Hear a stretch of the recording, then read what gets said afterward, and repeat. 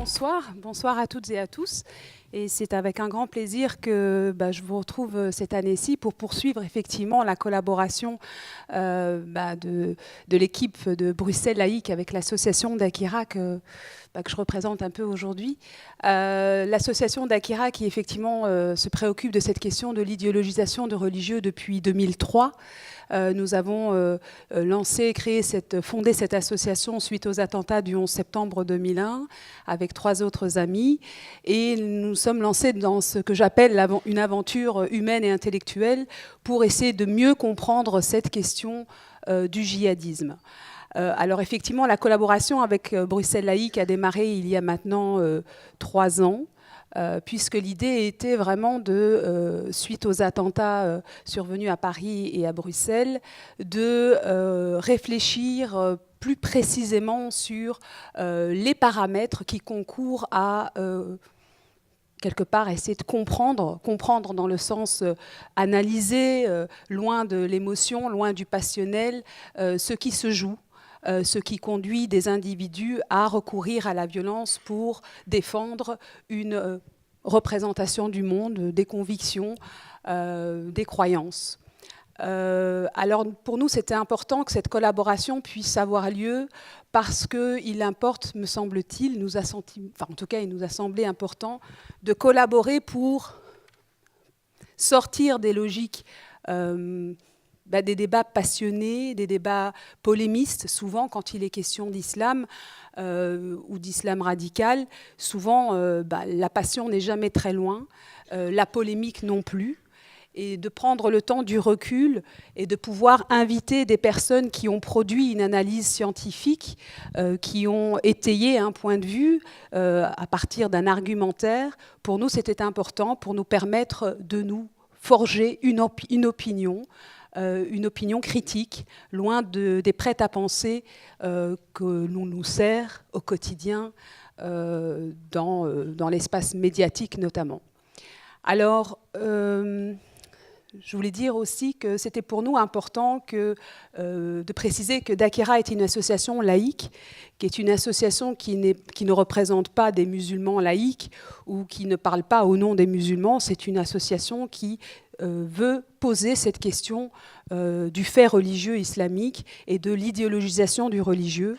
Et c'est dans cette démarche de réflexion critique et humaniste que nous développons nos activités. Alors effectivement, on l'a rappelé, il y a 2 ans, nous avons eu le loisir et l'honneur d'inviter François Burgat, qui abordait notamment la question sous l'angle géopolitique. Nous avons eu le plaisir d'accueillir également Alain Berthaud, qui développait une analyse d'ordre davantage anthropologique et politique aussi sur la question de l'engouement des jeunes, sur la question de la radicalité, pas uniquement des jeunes djihadistes. Il analysait la question de la radicalité des jeunes dans différentes régions du monde.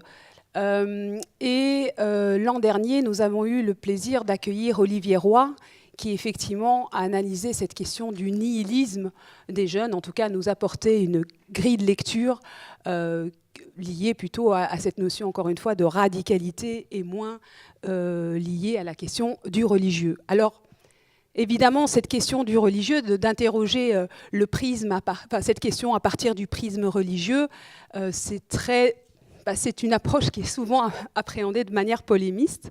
Elle ne suffit pas à elle-même pour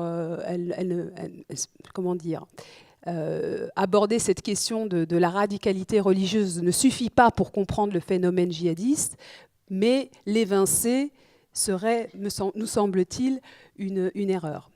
Eh bien, partant de cette réflexion, nous étions partis sur cette question du déni des intellectuels de gauche et du déni des responsables politiques de gauche quand il est question d'aborder cette question sous l'angle de la radicalité, sous l'angle religieux. Et nous souhaitons également aborder cette question également, pas uniquement pour aborder le point de vue des politiques ou des intellectuels occidentaux, mais on voulait aussi l'aborder, la questionner à partir des communautés musulmanes. Ce qui explique le choix des orateurs de ce soir. Effectivement, Jean Birnbaum, qui est l'auteur d'un ouvrage qui pose clairement la question, puisque votre ouvrage s'intitule « Un silence religieux, la gauche face au djihadisme ». Je reviendrai ensuite sur la thèse que vous développez dans cet ouvrage. Et nous invitons ce soir Alain Grèche, qui est... j'ai oublié de préciser que vous étiez journaliste.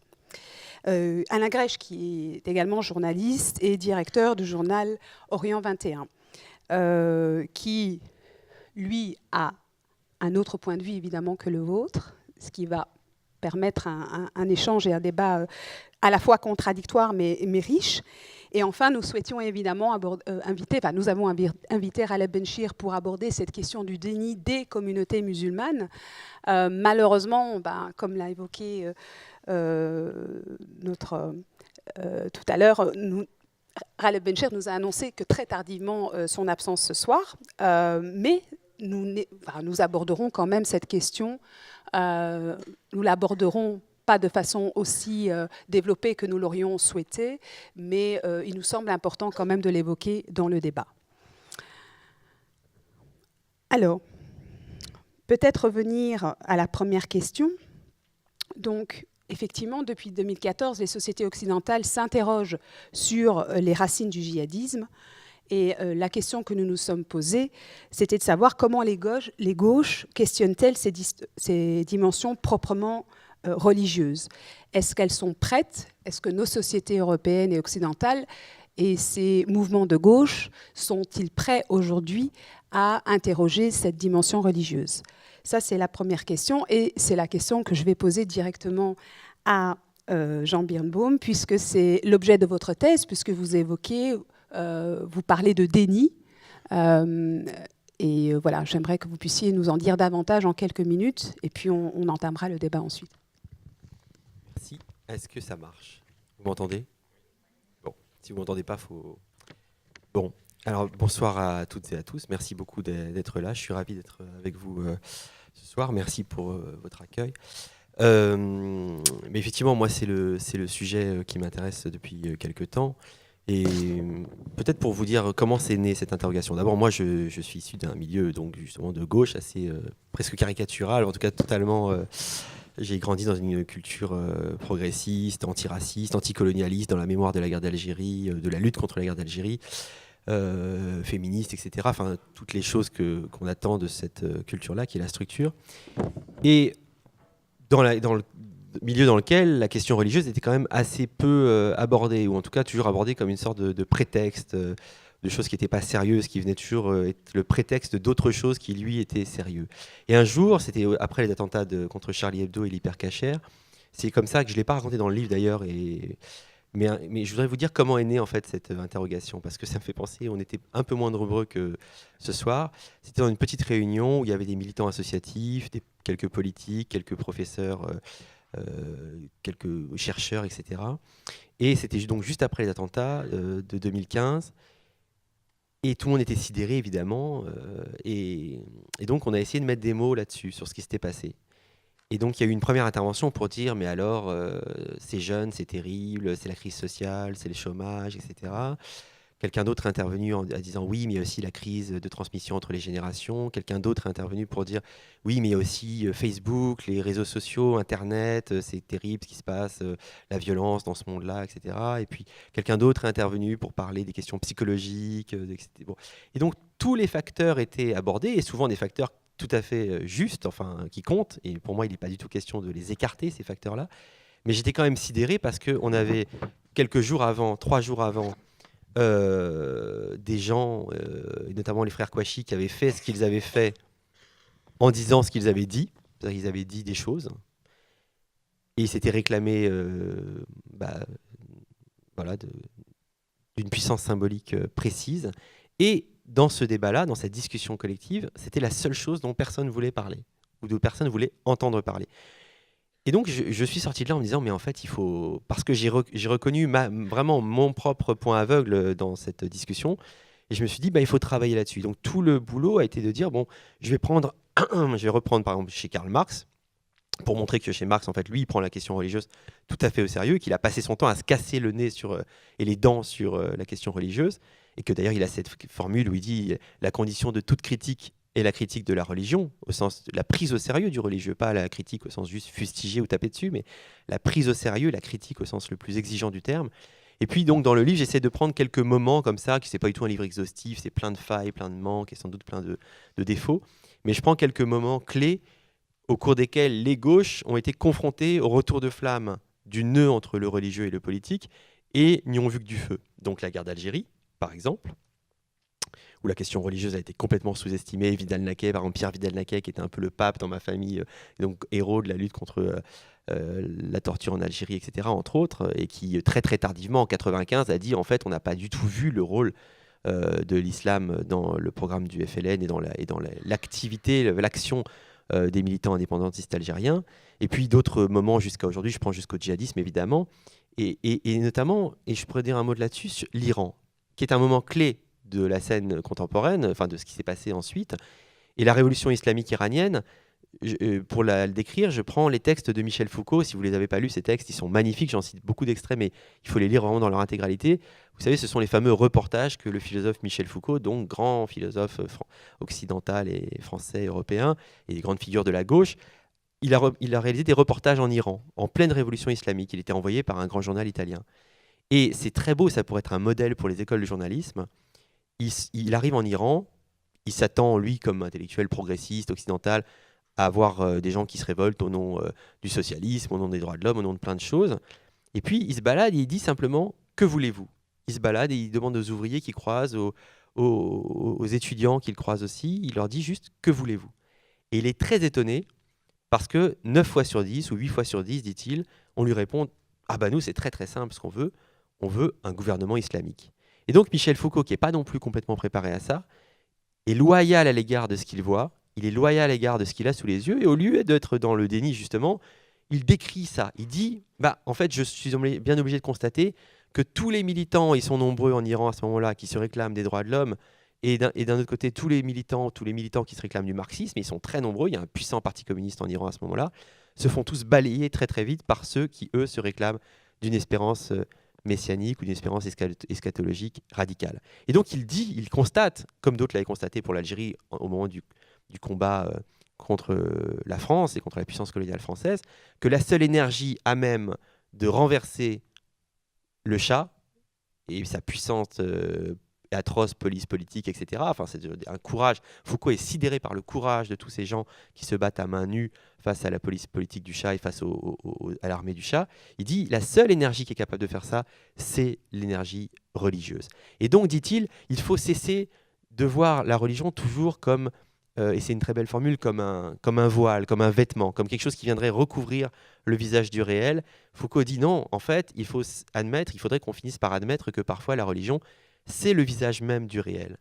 Et aujourd'hui, beaucoup plus tard, on a beaucoup régressé.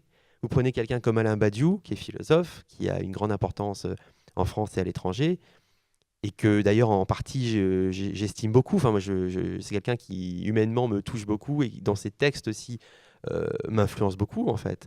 Mais si vous prenez les textes qu'il a fait après les attentats djihadistes, là pour le coup du 13 novembre, il commence immédiatement par cette métaphore justement du vêtement. Il dit ces gens sont des fascistes. Les gens qui ont fait ça, ce sont des fascistes. Il les compare à des miliciens, à des pétainistes. Et il dit ce sont des frustrés, ils ont le désir de l'Occident. Ce sont fondamentalement des Occidentaux qui sont frustrés d'Occident. C'est une guerre interne à l'Occident. Tout ça est interne à l'Occident. Et il dit la religion n'est qu'un prétexte, ça n'est qu'un vêtement. Voilà. Et vous savez que Engels aussi disait, il parlait du déguisement religieux. Je pense qu'un des grands problèmes qui se pose à nous, quand je dis nous, là, c'est un peu large, un peu sans doute caricatural, un nous progressiste, etc., au sens large, c'est justement de cesser de penser et de faire comme Foucault le disait, cesser de penser que la religion est toujours un voile ou un prétexte qui vient voiler, un ornement qui viendrait voiler des choses qui, elles, sont réelles, qui sont le politique, le social, l'économique, etc. Ce sont des choses très réelles, mais le religieux lui-même peut avoir une puissance autonome, ce que Marx, lui, avait très bien vu, qui est extrêmement forte et qui parfois même prime sur toutes les autres. Aujourd'hui, c'est très simple et ça devrait être quelque chose qui empêche de dormir tous les gens qui se réclament de la gauche, mais bien au-delà de la gauche, mais quand même parce que la gauche est l'héritière d'une culture internationaliste très importante. Je parlais de la guerre d'Algérie, de la lutte contre la torture, on pourrait parler des brigades internationales en Espagne, etc. Quand on est de gauche, on hérite de toute cette culture pour laquelle il n'y a rien de plus beau que d'aller se battre à l'autre bout du monde pour une cause qu'on pense juste. Aujourd'hui, la seule espérance pour laquelle des milliers de jeunes Européens sont prêts à aller mourir à l'autre bout du monde, c'est l'espérance djihadiste. Alors moi, d'ailleurs, on m'a beaucoup reproché, Bernard-Henri Lévy avait fait un papier où il disait c'est un bouquin dégueulasse et tout, parce qu'il parle d'espérance à propos des djihadistes, donc il leur prête quelque chose de positif. Mais moi, je pense qu'il faut parler d'espérance, que l'espérance, c'est pas forcément... Il y a une espérance qui peut avoir des conséquences mortifères ou sanglantes, mais quand même, cette mise en mouvement comme ça de toute une jeunesse et le courage physique que ça implique, etc., sans aucune admiration ou complaisance, mais quand même, ce qui se passe là, ce qui s'est passé là, on ne peut pas le mésestimer. Et donc, ça nous pose la question, ça pose la question à cette culture politique de gauche et progressiste, etc., de la prise au sérieux ou de l'incapacité à prendre au sérieux le fait religieux. Et la religion, là, pas comme une idéologie, hein, vraiment comme une expérience vécue, comme un monde de gestes qui ont un rapport avec le sommeil, avec la nourriture, avec votre présence au monde, avec votre corps, avec le leitmotiv intérieur. Et quand on parle de religion à gauche, souvent, c'est rien, c'est que dalle, parce que c'est du symbolique. Exactement comme ça pose la question du symbolique, bien au-delà même du religieux. Aujourd'hui, quand on parle d'une mesure, on dit c'est symbolique, on veut dire c'est rien. Mais en fait, l'humanité... beaucoup d'anthropologues ont montré ça, l'humanité, ce qui fait sa singularité, c'est d'avoir justement un rapport très fort au symbolique et de savoir, quand elle est consciente d'elle-même, qu'il y a parfois pas plus efficace, plus opérationnel et plus violent aussi que le symbolique. Donc voilà, je ne vais pas parler trop longtemps, j'ai juste posé quelques jalons. Je pense que nous avons été largement élevés dans une culture où la religion était forcément quelque chose qui devait disparaître, qui était la butte témoin, un archaïsme voué à être dissipé par le progrès social, etc., etc. Et je pense aussi qu'aujourd'hui, quand on voit ce qui se passe, quand on voit le retour de flamme de la religion et du fait religieux dans son rapport à la politique et dans ses formes les plus radicales et les plus violentes, on ne peut plus du tout se dire là que plus les jours passent, plus le chômage va baisser et plus la religion va disparaître. C'est pas comme ça que ça se passe. Je pense qu'on est en train d'en prendre conscience. Moi, j'ai une question sur cette question de l'espérance djihadiste comme étant portée par un moteur qui serait religieux. Comment est-ce qu'on peut expliquer dans les profils extrêmement variés des djihadistes, référant qu'aux attentats perpétrés en Europe, on a dans ces profils des gens qui n'avaient aucune pratique religieuse, qui honnêtement ne fréquentaient pas de lieux de culte, qui n'avaient pas eu de formation religieuse. Donc comment est-ce que vous expliquez ça ? Oui, mais c'est intéressant. Vous avez insisté sur la variété des profils. Et je pense que c'est important d'insister là-dessus parce que souvent, notre réflexe de base, c'est pas du tout de penser qu'il y a une variété des profils, c'est de penser qu'ils sont tous débiles, qu'ils sont tous ignorants des textes religieux, que ce sont tous des paumés, des cas sociaux, des barbares et des déshérités, etc. Or, en fait, il y a des gens là-dedans qui, souvent, vous savez, même il y a eu un rapport montrant qu'ils avaient, en général, même un niveau d'études moyen supérieur à ceux du niveau moyen un niveau d'études en moyenne supérieur à celui donc de la moyenne des pays d'où ils viennent. Donc, en fait, une des choses qu'il faut comprendre, c'est que parmi eux, il y a beaucoup de gens qui sont très savants aussi. Et vous savez, il y avait ce débat dans les années 80, les années 80-90, je ne sais plus, entre Alain Finkielkraut et Christian Baudelot, le sociologue, où ils n'arrêtaient pas de s'engueuler sur savoir si à l'école, le niveau monte, le niveau baisse, le niveau monte, le niveau baisse. En fait, je me souviens que j'avais eu des conversations avec beaucoup de gens qui lisent la presse djihadistes, les magazines, parce que chez eux, la presse n'est pas en crise, hein, ils ont de la chance. Ils avaient, à un moment donné, ils multipliaient les magazines. Et les gens qui lisaient de près, dans toutes les langues, leur presse, disaient que le niveau montait en permanence, y compris en termes d'érudition, etc. Il y a des gens là-dedans, il ne faut pas les mépriser. Il y a des gens très forts, très savants, parfois d'ailleurs qui viennent de très bons milieux, qui ont fait de grandes études, etc. Souvenez-vous quand même qu'en Algérie, au moment des années 90, pendant la guerre civile, la décennie noire en Algérie tellement atroce, les gens du GIA, etc., on les a appelés l'islam des ingénieurs. L'islam des ingénieurs, c'était des gens qui étaient souvent ingénieurs de haut niveau. Donc, il ne faut pas les mépriser, il ne faut pas penser qu'ils sont débiles, ignorants, etc. Sur la question de la religion, en fait, à nouveau, grande diversité de profils. Certains sont très savants en religion. on doit pouvoir faire droit à la question de la conversion, des gens qui se convertissent très vite, mais ça a toujours existé dans toutes les religions, des gens qui embrassent le zèle des convertis, on appelle ça le zèle des convertis dans toutes les religions. Toutes les religions ont leur crispation dogmatique et sanglante, etc. Bah, les convertis ont souvent été à l'avant-garde de ce genre de phénomène. Et en fait, la question, il faut quasiment la poser à l'inverse. C'est-à-dire, la question qui se pose, c'est que les djihadistes, ils peuvent être, voilà, vous avez très bien dit, de profils extrêmement variés. Ils peuvent être d'origine très modeste, ils peuvent être d'origine beaucoup plus bourgeoise, ils peuvent être totalement ignorants, ils peuvent être extrêmement savants, ils peuvent être étrangers ou natifs, ils ont plein de profils différents. La seule chose qui les réunit, c'est pas du tout d'où ils viennent, c'est pas leur origine, c'est où ils vont, c'est-à-dire l'horizon vers lequel ils tendent en permanence, et cet horizon, c'est le seul truc qui les rassemble, il est religieux. Et donc, moi, je ne sais pas au nom de quoi, par exemple, en fait, c'est ce que j'appelle dans le livre le rien-à-voirisme. Tous ces gens qui ont dit ça n'a rien à voir, ça n'a rien à voir avec la religion, ça n'a rien à voir avec la religion, ces attentats n'ont rien à voir avec la religion. En fait, je ne sais pas au nom de quoi. Par exemple, François Hollande l'a répété 10 fois après les attentats en 2015, mais je ne sais pas au nom de quoi un président de la République socialiste en France peut décréter que des gens qui se disent religieux, qui se disent croyants et qui connaissent leurs textes, qui se réclament des mêmes versets, des mêmes révélations prophétiques, des mêmes anges protecteurs, je ne sais pas au nom de quoi un président de la République française socialiste peut dire ils n'ont rien à voir avec la religion. Ça veut dire, en fait, et cette espèce de position de surplomb hallucinante qui fait que quand quelqu'un dit quelque chose, on fait comme s'il ne savait pas ce qu'il dit. Mais en fait, au nom de quoi?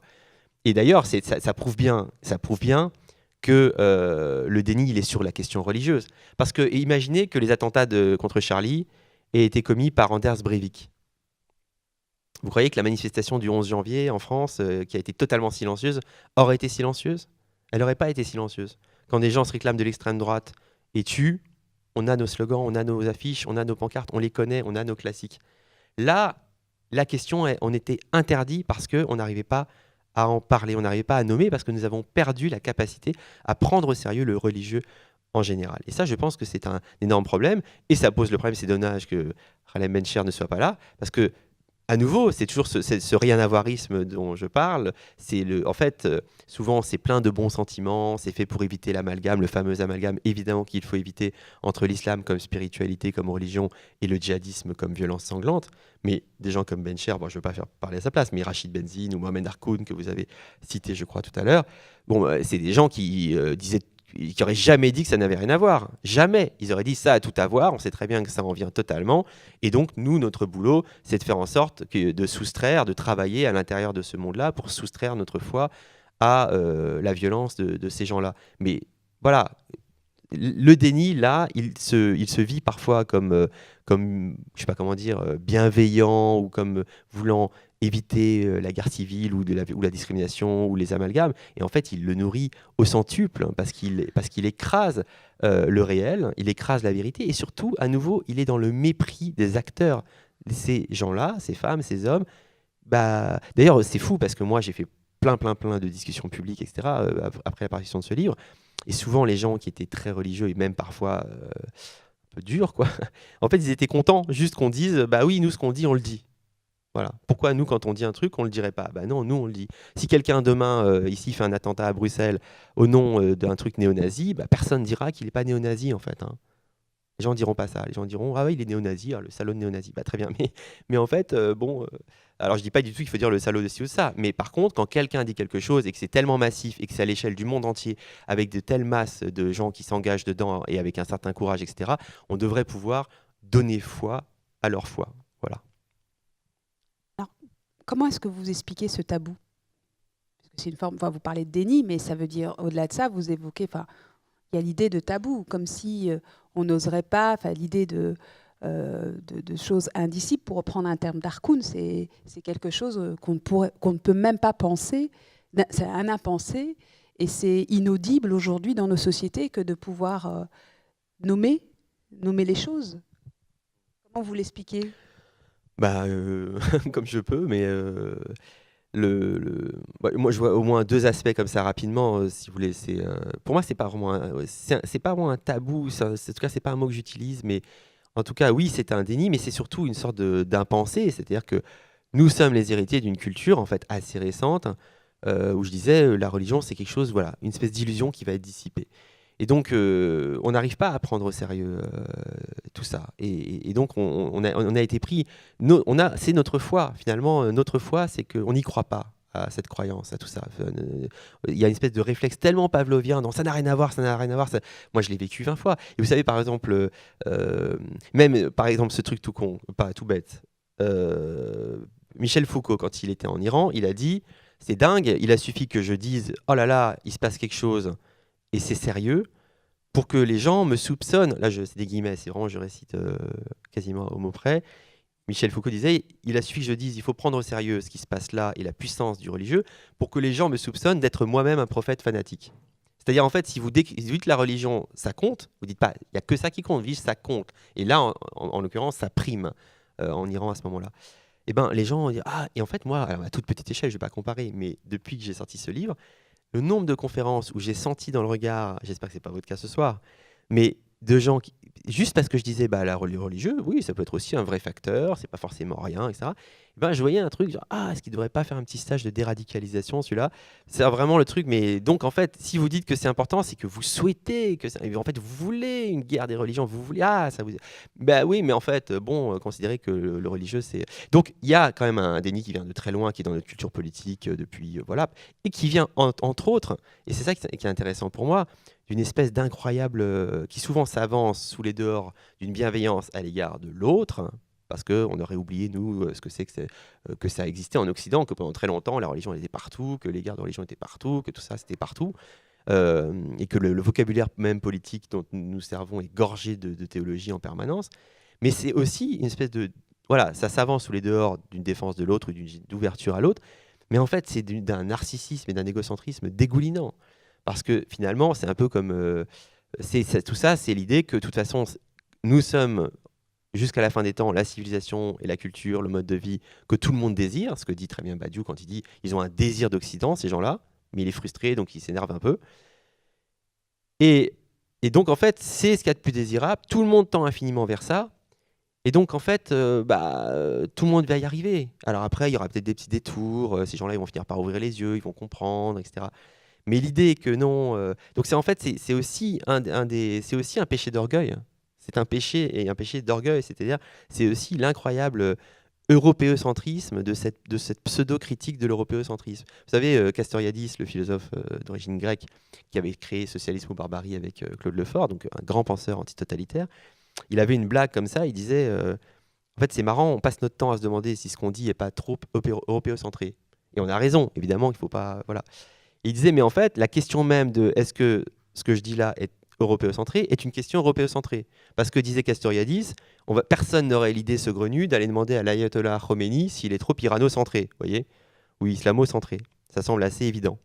Et donc, il y a aussi ce truc qu'en fait, on croit toujours se décentrer, lutter contre la centralité, etc. Et en fait, on se met tout le temps au centre en croyant que notre modèle, y compris de désarticulation et de réarticulation du religieux, du politique, de sécularisation, etc., et de rapport homme-femme, enfin tout ce que vous voulez. Quand je dis nous, c'est compliqué, on y reviendra, c'est un nous évidemment ouvert et très ambigu et très fragile. Mais ce nous, on le remet en permanence au centre. Et donc, une des raisons de ce déni, c'est que de ce déni de l'autre, finalement, et du fait que quand il dit quelque chose, il le dit vraiment, c'est qu'en fait, on ne peut pas imaginer qu'il y a un autre. Et donc, nous sommes un peu tous des tiers-mondistes pour lesquels il ne peut pas y avoir de tiers. Voilà. Alors, Alain Grèche, sommes-nous dans le déni? Moi, oui, ça marche? Oui. Je me demande parfois si je vis dans le même pays que Jean Birnbaum, parce que j'ai participé à la création d'un site contre-attaque contre l'islamophobie, et nous avons fait un relevé des couvertures des unes des journaux. Et il y a 51 de tous les hebdomadaires, on a fait les hebdomadaires seulement, tout ce qu'on n'ose pas dire sur l'islam. Et on n'arrête pas de nous dire qu'on n'ose rien dire sur l'islam, alors qu'on n'arrête pas de faire une critique radicale de l'islam. Je dirais, dans la dernière semaine, il y a eu 2 bouquins, celui de Jean Birnbaum et celui piloté par 2 journalistes du Monde, qui font la une des médias et qui disent à peu près la même chose sur les questions de l'islam. Donc, on peut dire qu'ils ont raison ou tort, mais on ne peut pas dire qu'on n'en débat pas. On ne peut pas dire que qu'il y a un refus de la société. C'est vrai qu'il y a une déclaration de François Hollande après le 13 novembre ou après Charlie de dire oui, il ne faut pas dire que c'est la faute à l'islam, mais on le comprend en tant que dirigeant politique. Mais ce n'est pas le discours général même des politiques, ce n'est pas vrai. Je veux dire, moi j'ai vécu la loi de 2004, mais je veux dire, c'était un délire sur quelques filles qui portaient le foulard. C'est devenu la grande affaire de la République. Et le principal reproche que je fais au livre de Jean, il n'y a pas que celui-là, il a sorti un qui s'appelle « La religion des faibles ». Je me suis senti concerné par les faibles, parce que j'en fais partie, mais je l'assume, comme je suis prêt à assumer le fait que je suis un islamo-gauchiste, bien que n'étant ma question suivante. n'étant ni islamiste ni gauchiste, mais je suis prêt à l'assumer. Qui est un terme que j'utilise jamais. Hein, non, mais ouais. je sais. Mais, si vous voulez, c'est de penser que le djihadisme aujourd'hui est le défi essentiel de nos sociétés. Mais attendez, dans quelle planète on vit ? Oui, il y a des groupes dangereux qui sont Al-Qaïda et l'État islamique qu'il faut combattre, qu'on combat très mal.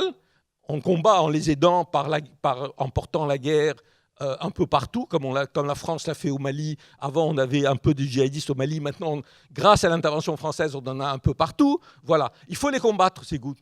Mais qu'est-ce qu'ils représentent ? Et deuxièmement, est-ce qu'ils disent la vérité de l'islam ? Parce que c'est ça qu'il y a en sous. Moi, j'ai lu dans le livre de Jean, le deuxième, c'est qu'en fait, il y a une aspiration, parce qu'il ne définit jamais ni le djihadisme, ni l'islamisme. Et pour moi, je le lis comme derrière le djihadisme, il y a la vérité de l'islam. Et la vérité de la plupart des musulmans qui veulent la loi islamique, qui veulent vivre sous une loi islamique. Alors d'abord, je ne sais pas ce que c'est. Enfin, on peut discuter pendant des heures sur qu'est-ce que c'est une loi islamique. Je dirais que ce que je vois dans la réalité, c'est que des millions de gens d'Afrique du Nord, de pays musulmans, n'ont qu'une idée, c'est de venir en Europe où il n'y a pas de loi islamique, parce que c'est là qu'on vit le mieux. Et je crois que contrairement à ce qui est laissé entendre, non pas, il y a bien sûr des manières différentes de vivre. Pourquoi on parle des Algériens toujours, mais pourquoi les Vietnamiens ont demandé l'indépendance ? Pour une chose symbolique qui était l'indépendance, pour laquelle ils étaient prêts à mourir.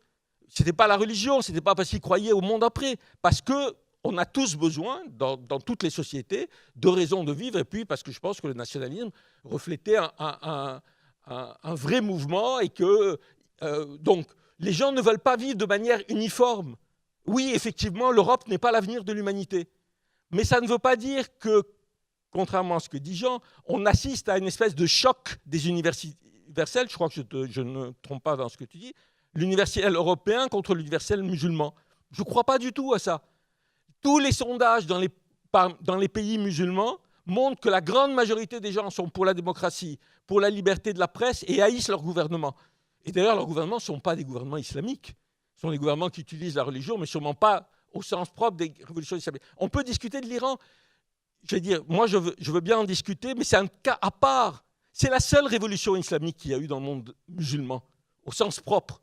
C'est-à-dire, après, on a des pouvoirs, entre guillemets, que l'Occident appuie, qu'il qualifie de laïques, comme en Égypte, qui n'ont rien de laïque, mais ça n'a rien à voir avec l'islam. Si vous voulez, la grille de lecture du monde comme aujourd'hui, finalement, la guerre froide a été remplacée par une guerre entre nous et les djihadistes.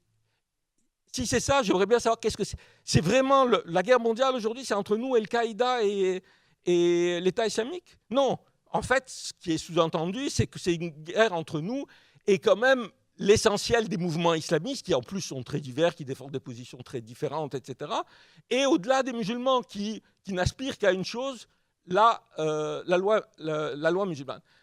Ce que je dis, c'est que le monde, je ne crois pas à... Enfin, si vous voulez, on est sur une ligne de crête entre un universel et le fait de se recroqueviller sur eux-mêmes. L'universel, ce n'est pas l'universel européen. L'Europe a joué un rôle très important. Aujourd'hui, ce n'est plus le seul universel. Et ce que nous sommes incapables d'accepter, c'est que cet universel, il peut avoir une diversité. On peut vivre de manière différente.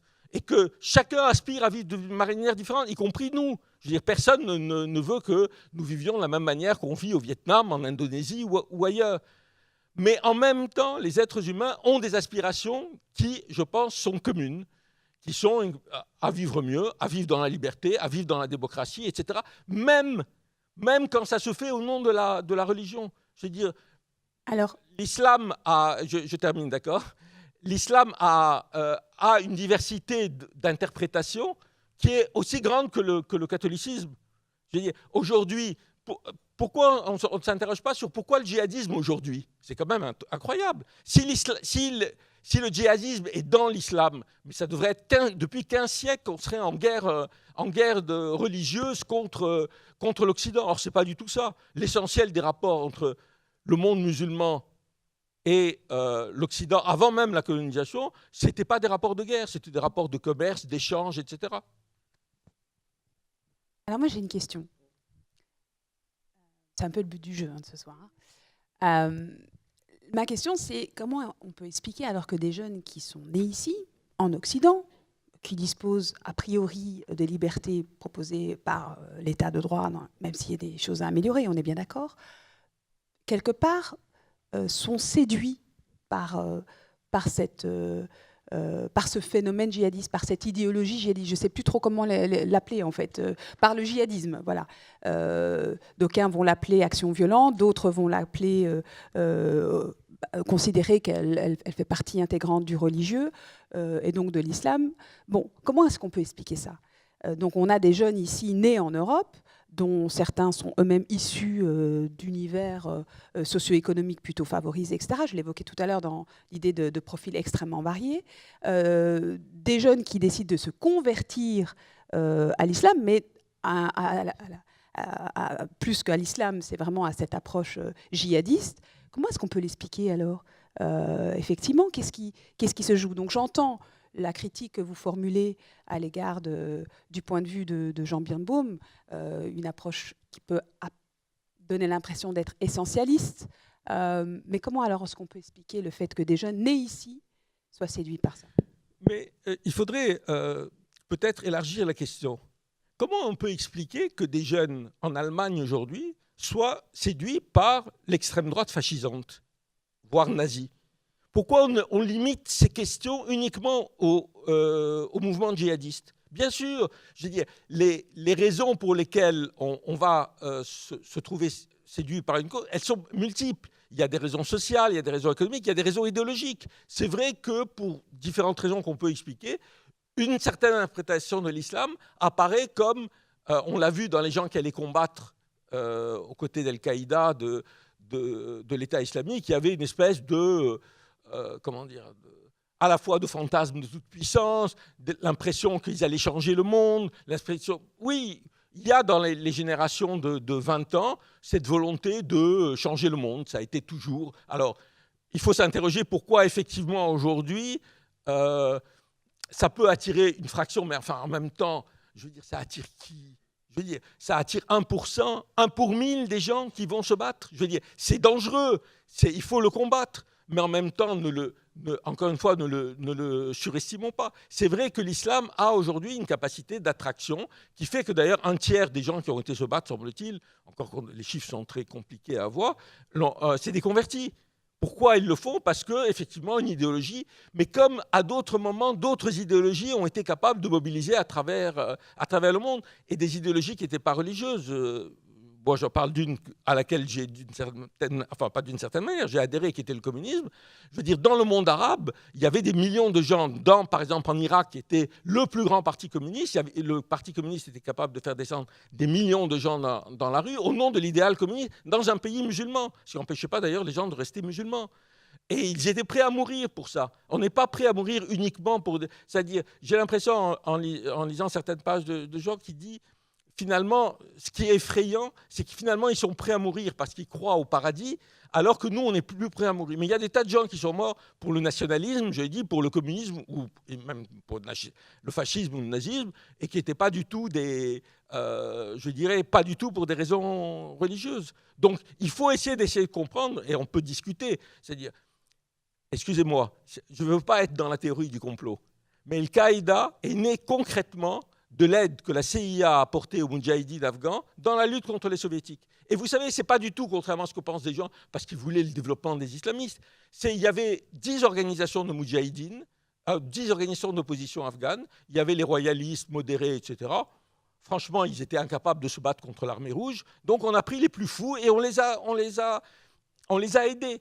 L'État islamique, il faut quand même dire que l'État islamique n'existerait pas s'il n'y avait pas eu l'intervention américaine en Irak. Quand les Américains interviennent en Irak en 2003, il n'y a pas Al-Qaïda n'existe pas. Il va se créer contre cette intervention.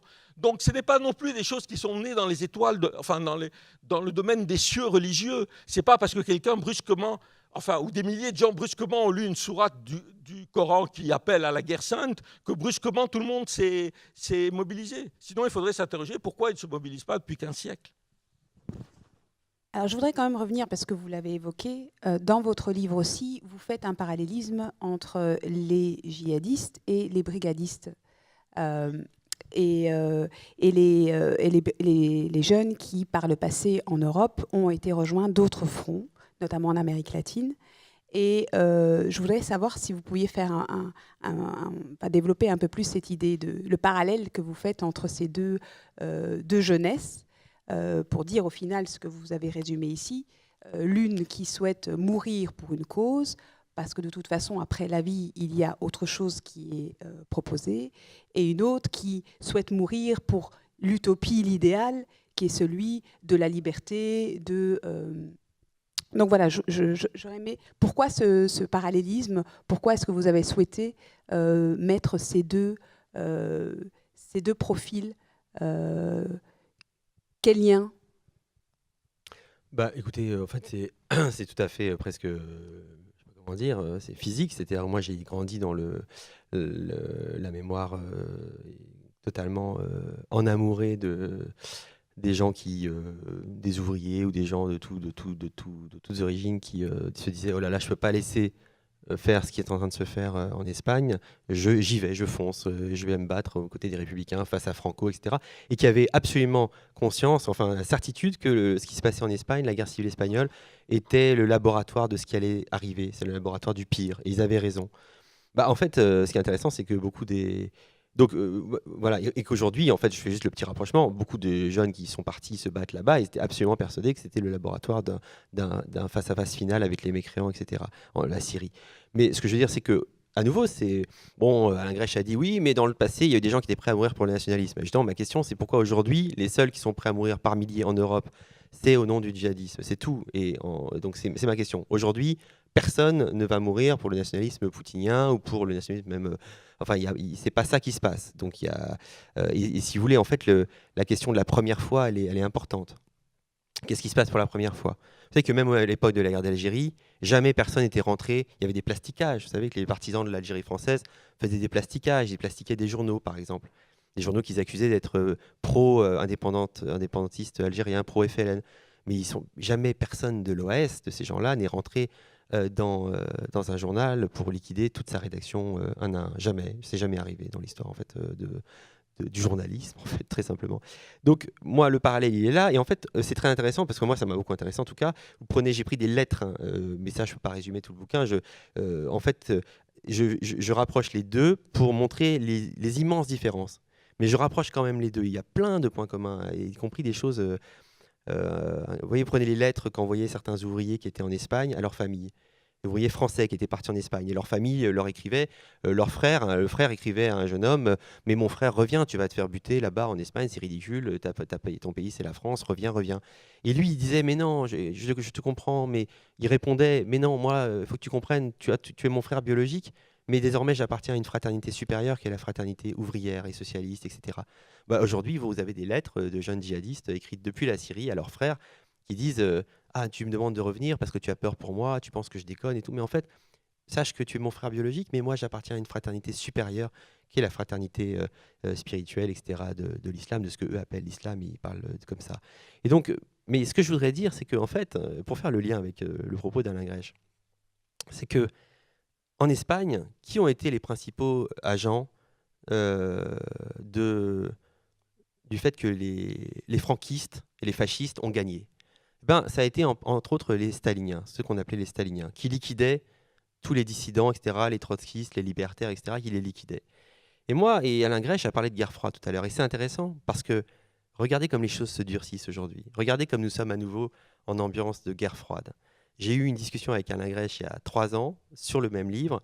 La conversation était très différente. Il admettait tout à fait qu'il y avait des problèmes à gauche pour comprendre la question religieuse, etc. Et là, vous lui donnez la parole, et quel est son premier réflexe? C'est un réflexe de guerre froide, et on s'entend bien par ailleurs. C'est un réflexe de guerre froide, qui est de dire, de réduire tout ce que j'ai dit avant, dans lequel vous n'avez rien entendu de ce qu'il a dit ensuite de mon propos, rien. Il a dit, on voit bien alors comment il a dit ça? Il a dit que finalement, on voit bien que ce propos-là, c'est pas dit comme ça, mais en final, c'est pour dire qu'il y a un choc, il y a la guerre, non seulement contre les djihadistes, mais non seulement contre les islamistes, mais contre les musulmans.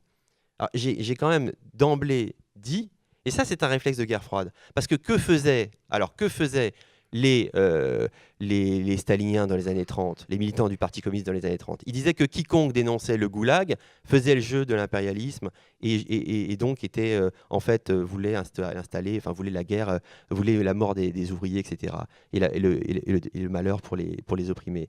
Pendant la guerre d'Algérie, moi, vous savez que pendant la guerre d'Algérie, par exemple, il y avait des... Moi, ma tradition, c'est le en même temps. Vous voyez, malheureusement, maintenant, c'est Macron qui a récupéré le en même temps. Mais pendant les années 30, il y avait une tradition antitotalitaire et totalement marginale. Pas totalement marginale. Les gens qui essayaient à la fois, dans les années 30, de dire « moi, je suis socialiste, je veux sauver cette tradition socialiste, malgré sa vitrification stalinienne, etc. Et je ne veux pas que, bien que maintenant cette décision de dire « je suis socialiste, en même temps, je dénonce les crimes de stalinisme. Je ne veux pas qu'on m'accuse d'être un agent de la CIA ou des services américains, etc. » Dans les années 50, 60, de la même manière, en fait, par exemple, beaucoup de militants qui ont aidé les indépendantistes algériens, les porteurs de valises, etc. Certains sont devenus ce qu'on a appelé des pieds rouges. Vous savez, ils sont partis en Algérie et ils ont essayé de construire le socialisme. Ce qu'ils pensaient être le socialisme, ils pensaient que le FLN allait construire le socialisme. Et ils s'en sont pris plein la gueule. Et parfois, certains ont été torturés, etc. Ils sont rentrés en France, chassés, pour certains. Et en France encore, ils n'ont rien dit de ce qu'ils avaient vu, notamment l'islamisation forcée de l'Algérie après l'indépendance. Et pourquoi ils disaient rien? Parce qu'ils ne voulaient pas faire le jeu d'eux. Et parce qu'ils avaient toujours des gens, leurs anciens camarades souvent, qui étaient déjà dans ces réflexes de guerre froide et qui disaient si tu dénonces les crimes du FLN aujourd'hui, c'est qu'en fait tu as basculé de l'autre côté, tu es islamophobe ou tu es colonialiste, tu es passé du côté de l'OS, etc. Et en fait c'est intéressant parce que moi dans le nouveau livre dont je parle, dont Alain Grèche a eu la gentillesse de parler, qui s'appelle La religion des faibles, je décris tous les gens. Vous voyez l'affaire Salman Rushdie, jusqu'à Charlie Hebdo, en passant par l'affaire des caricatures, etc. Si vous regardez, à chaque fois, vous avez des gens qui sont de gauche, qui sont antiracistes, qui sont anticolonialistes, qui sont même musulmans, comme Salman Rushdie, qui est complètement de tradition musulmane, de culture musulmane, etc. Et qui se retrouvent, juste parce qu'ils ont décrit un truc qu'ils avaient sous les yeux, accusés d'être fascistes, racistes, islamophobes, etc. Vous savez que par exemple l'affaire des caricatures a débuté, moi je ne le savais pas, j'ai travaillé sur la question là, donc je le raconte dans le livre. C'est hallucinant en fait, l'affaire des caricatures, si vous me permettez encore cette petite digression, l'affaire des caricatures, elle a commencé avec en fait c'est un militant d'extrême gauche, qui était militant d'extrême gauche depuis qu'il avait l'âge de 14 ans. Il était pro-palestinien, il avait milité en Amérique latine, les sandinistes, etc. Il avait des posters de Che Guevara dans sa chambre, etc. Et ce mec-là, il était dans sa banlieue de Copenhague, un quartier de Copenhague en fait. Et puis il a découvert que certains islamistes, des gens qui avaient une vision très très rigoriste et très violente de leur foi et de leurs pratiques religieuses, commençaient à avoir une emprise sur des gens et tout ça. Et donc il a dit mais ça c'est pas bien, c'est pas cool. Il n'était pas content parce qu'en fait bon c'est vrai qu'en tant que militant d'extrême gauche il avait le droit de pas être content. Moi aussi il était quelqu'un du côté de la laïcité, etc. Enfin, en tout cas de certaines sécularisations. Et donc il a dit, c'était pas hyper agressif, il a dit je vais chercher un illustrateur, une illustratrice pour faire une vie, je vais faire un livre pour enfants parce qu'il faisait des livres pour enfants, une vie de Mahomet. Il a cherché un illustrateur, une illustratrice et il n'en a pas trouvé parce que tout le monde avait peur. Et tout a commencé comme ça, c'est-à-dire que le fameux journal qui a publié ces caricatures, en fait au départ n'y croyait pas. Il a commencé à raconter son truc à ses copains. Ses copains d'ailleurs pour certains de gauche et tout lui disant immédiatement mais on voit bien tu veux la mort des musulmans, t'es un salaud, etc. Juste parce qu'il trouvait que l'emprise de quelques islamistes dans son quartier n'était pas bonne et que beaucoup de musulmans eux-mêmes déploraient évidemment. Et donc tout a commencé comme ça. Et donc souvent, ce sont des gens qui sont de gauche, etc., antiracistes, anticolonialistes, et ils se retrouvent à se faire traiter de fascistes et tout par des gens comme Alain Grèche au bout de 10 minutes, parce qu'ils ont juste décrit ce qu'ils avaient sous les yeux. Et donc, si vous voulez, moi, c'est ça que je veux dire, en fait, en rigolant et en même temps en étant sérieux, c'est ce truc de guerre froide, parce qu'on croit à nouveau rendre service aux opprimés, etc., quand on nie le réel, à chaque génération.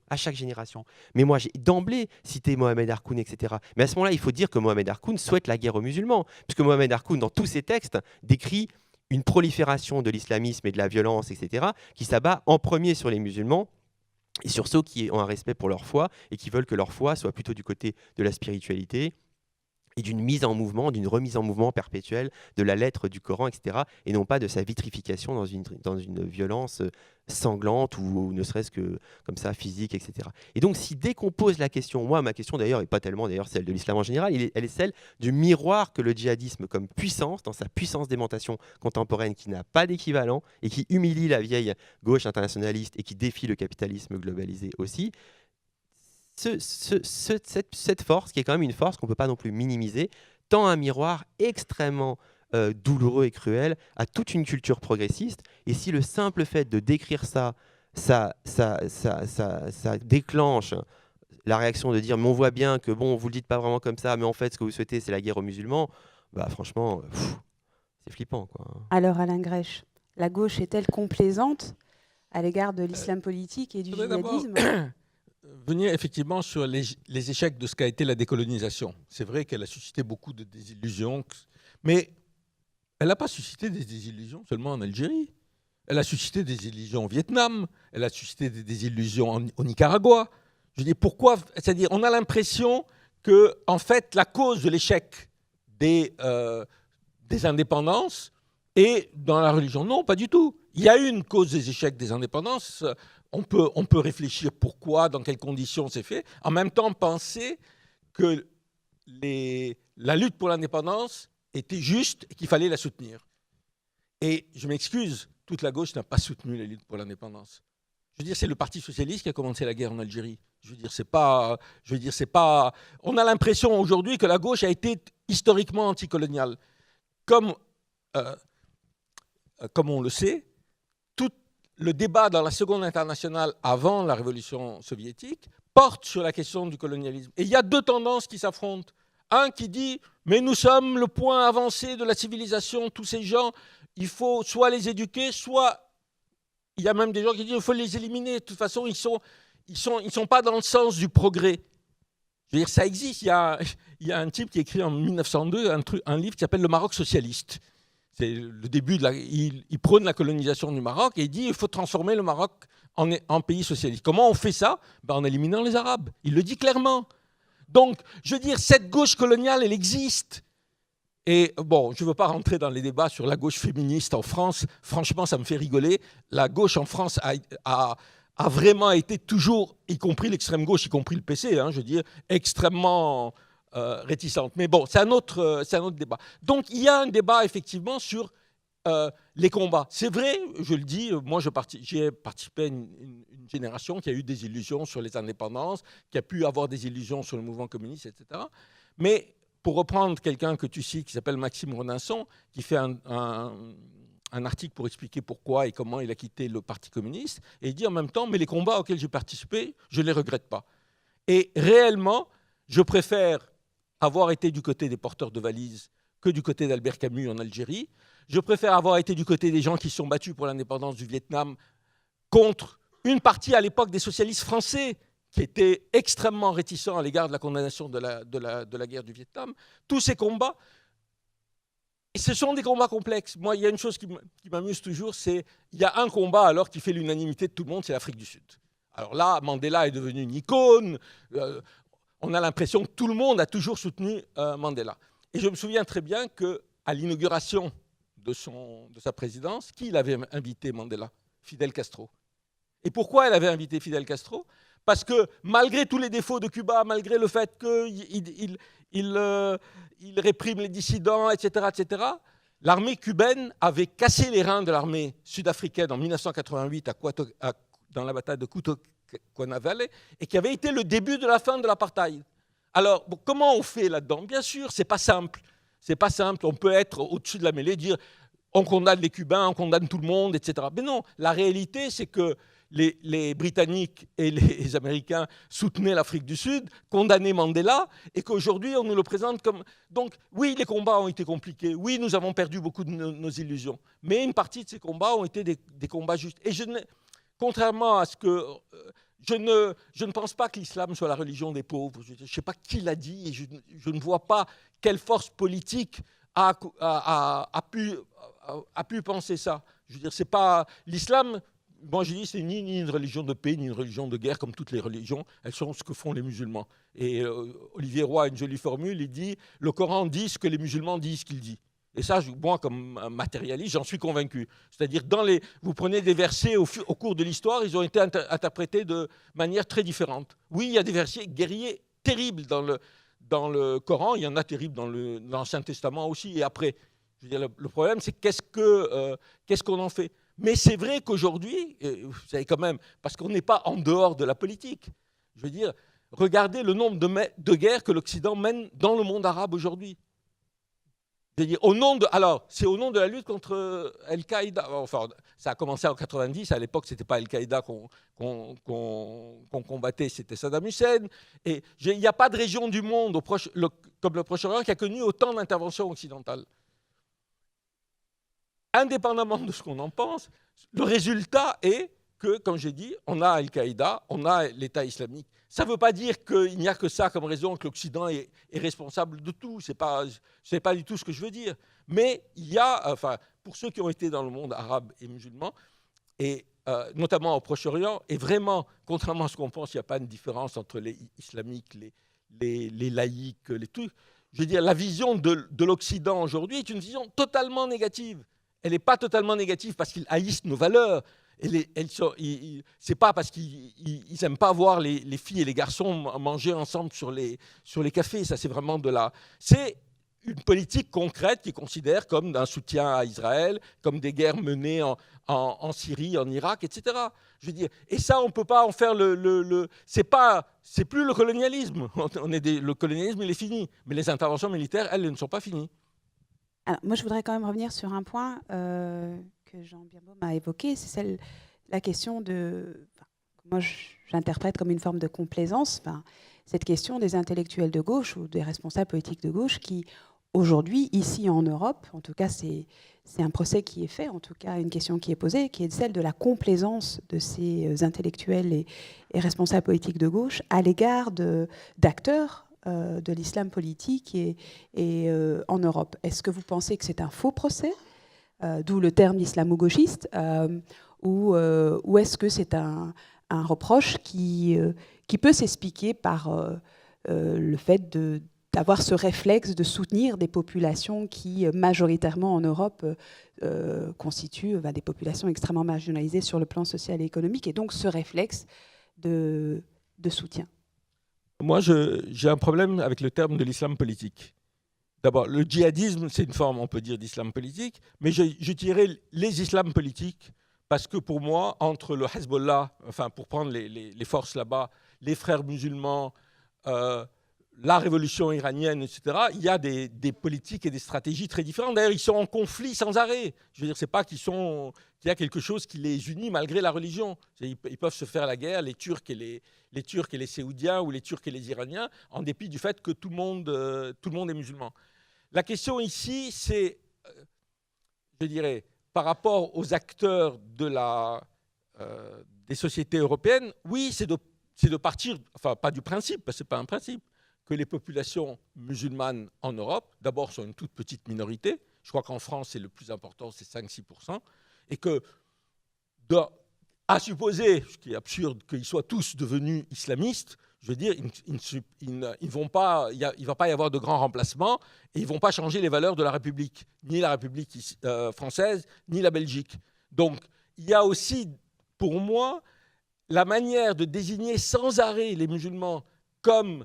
Et je donne les exemples que vous pouvez aller voir sur le site Contre-Attaque. C'est impressionnant, les unes des journaux. On peut penser que ce n'est pas très important. Mais vous discutez avec des jeunes en France, et je pense que c'est la même chose en Belgique, demandez-leur ce qu'ils pensent de de la vision que les médias ont d'eux. Je veux dire, il y a quelque chose qui est effectivement une stigmatisation permanente, qui est à la fois sociale, qui n'est pas seulement d'ailleurs religieuse. Hein, je veux dire, aujourd'hui on dit islamophobie, avant, en France c'était le racisme anti-arabe, mais qui est réel et qui fait qu'il y a une révolte contre ça. Après, si la gauche est incapable de répondre, parce que c'est ça aussi la question, c'est s'interroger pourquoi la gauche a été incapable de faire ce que nous avons fait en France avec les Polonais qui pourtant étaient ultra-catholiques, les Italiens qui étaient ultra-catholiques. Je vous invite à voir d'ailleurs le documentaire Histoire d'une nation qui est paru, qui est sorti sur la 2, où on montre très bien les difficultés. Mais à l'époque, la gauche était capable d'intégrer ces gens à la fois à travers les luttes syndicales, etc. etc. Là, on a été incapable de le faire. Je ne sais pas si c'est... Enfin, il y a plein de raisons. Je veux dire, il n'y a pas une... Mais je pense qu'on a une responsabilité. Et ce n'est pas en les stigmatisant qu'on va régler. Mais ça ne veut pas dire... C'est-à-dire, complaisance, je ne sais pas très bien c'est qui les acteurs islamiques avec lesquels on est complaisant. C'est les gens, ils s'organisent. Des fois, c'est des associations musulmanes. Oui, moi, je travaille avec des associations musulmanes. Ça ne me pose aucun problème. Mais... Parce que ça ne m'a jamais posé le problème de travailler avec des associations catholiques. Comme je dis, je préfère un curé qui a porté les valises du FLN plutôt qu'un athée qui était Algérie française. Donc, pour moi, ça n'a jamais posé un problème. Mais là, brusquement, parce que c'est les musulmans, il y a une question. Il faut quand même voir. C'est-à-dire, on est en train, en France, de changer l'interprétation de la laïcité pour les musulmans et uniquement pour eux. Et tout le monde le comprend. Et la loi sur les signes religieux, personne ne l'appelle loi sur les signes religieux, tout le monde l'appelle à juste titre la loi sur le foulard. Très bien, je pense qu'on a fait un peu le tour de vos points de vue, en tout cas respectifs. Oui, pas de souci, si vous souhaitez répondre. Oui, non mais en fait je suis frappé parce que c'est dommage, c'est-à-dire... les mots qu'on prononce ne sont pas du tout les mêmes. C'est pas du tout qu'on n'est pas d'accord. C'est qu'en fait, tout ce que... Alors, malheureusement, c'est moi qui parlais en premier, donc ça fait comme si le décalage était... Enfin, malheureusement, je sais pas, mais en fait, j'ai dit des choses, vous m'avez invité à parler, j'ai dit des choses. Alain Grèche a parlé, il a fait allusion à tout, sauf à ce que j'avais dit en disant des choses qu'il pensait que j'avais dit dans mes livres, mais pas du tout sur ce que j'avais dit là. Et là, j'ai repris la parole, bêtement peut-être, et puis Alain Grèche reprend la parole, il parle, il dit, mais le colonialisme, mais oui, mais il y a eu des causes, et moi je pense pas que... je vois même pas le rapport avec le sujet. Quand vous dites, moi je suis content d'être plutôt du côté de ceux qui ont porté les valises, mais moi aussi, je veux dire, j'ai commencé par dire que j'étais de cette culture-là complètement, donc je vois même pas, enfin c'est sans doute très intéressant de savoir ça, mais en tout cas ça n'est pas le débat du tout, et j'ai commencé par dire que j'avais été élevé dans le culte et la mémoire des gens qui s'étaient battus contre la torture en Algérie et pour l'indépendance de l'Algérie, etc. Donc, c'est-à-dire cette manière d'émettre les signes du désaccord en prononçant des mots qui n'ont rien à voir avec le débat qu'on est censé avoir, était assez troublante, en fait.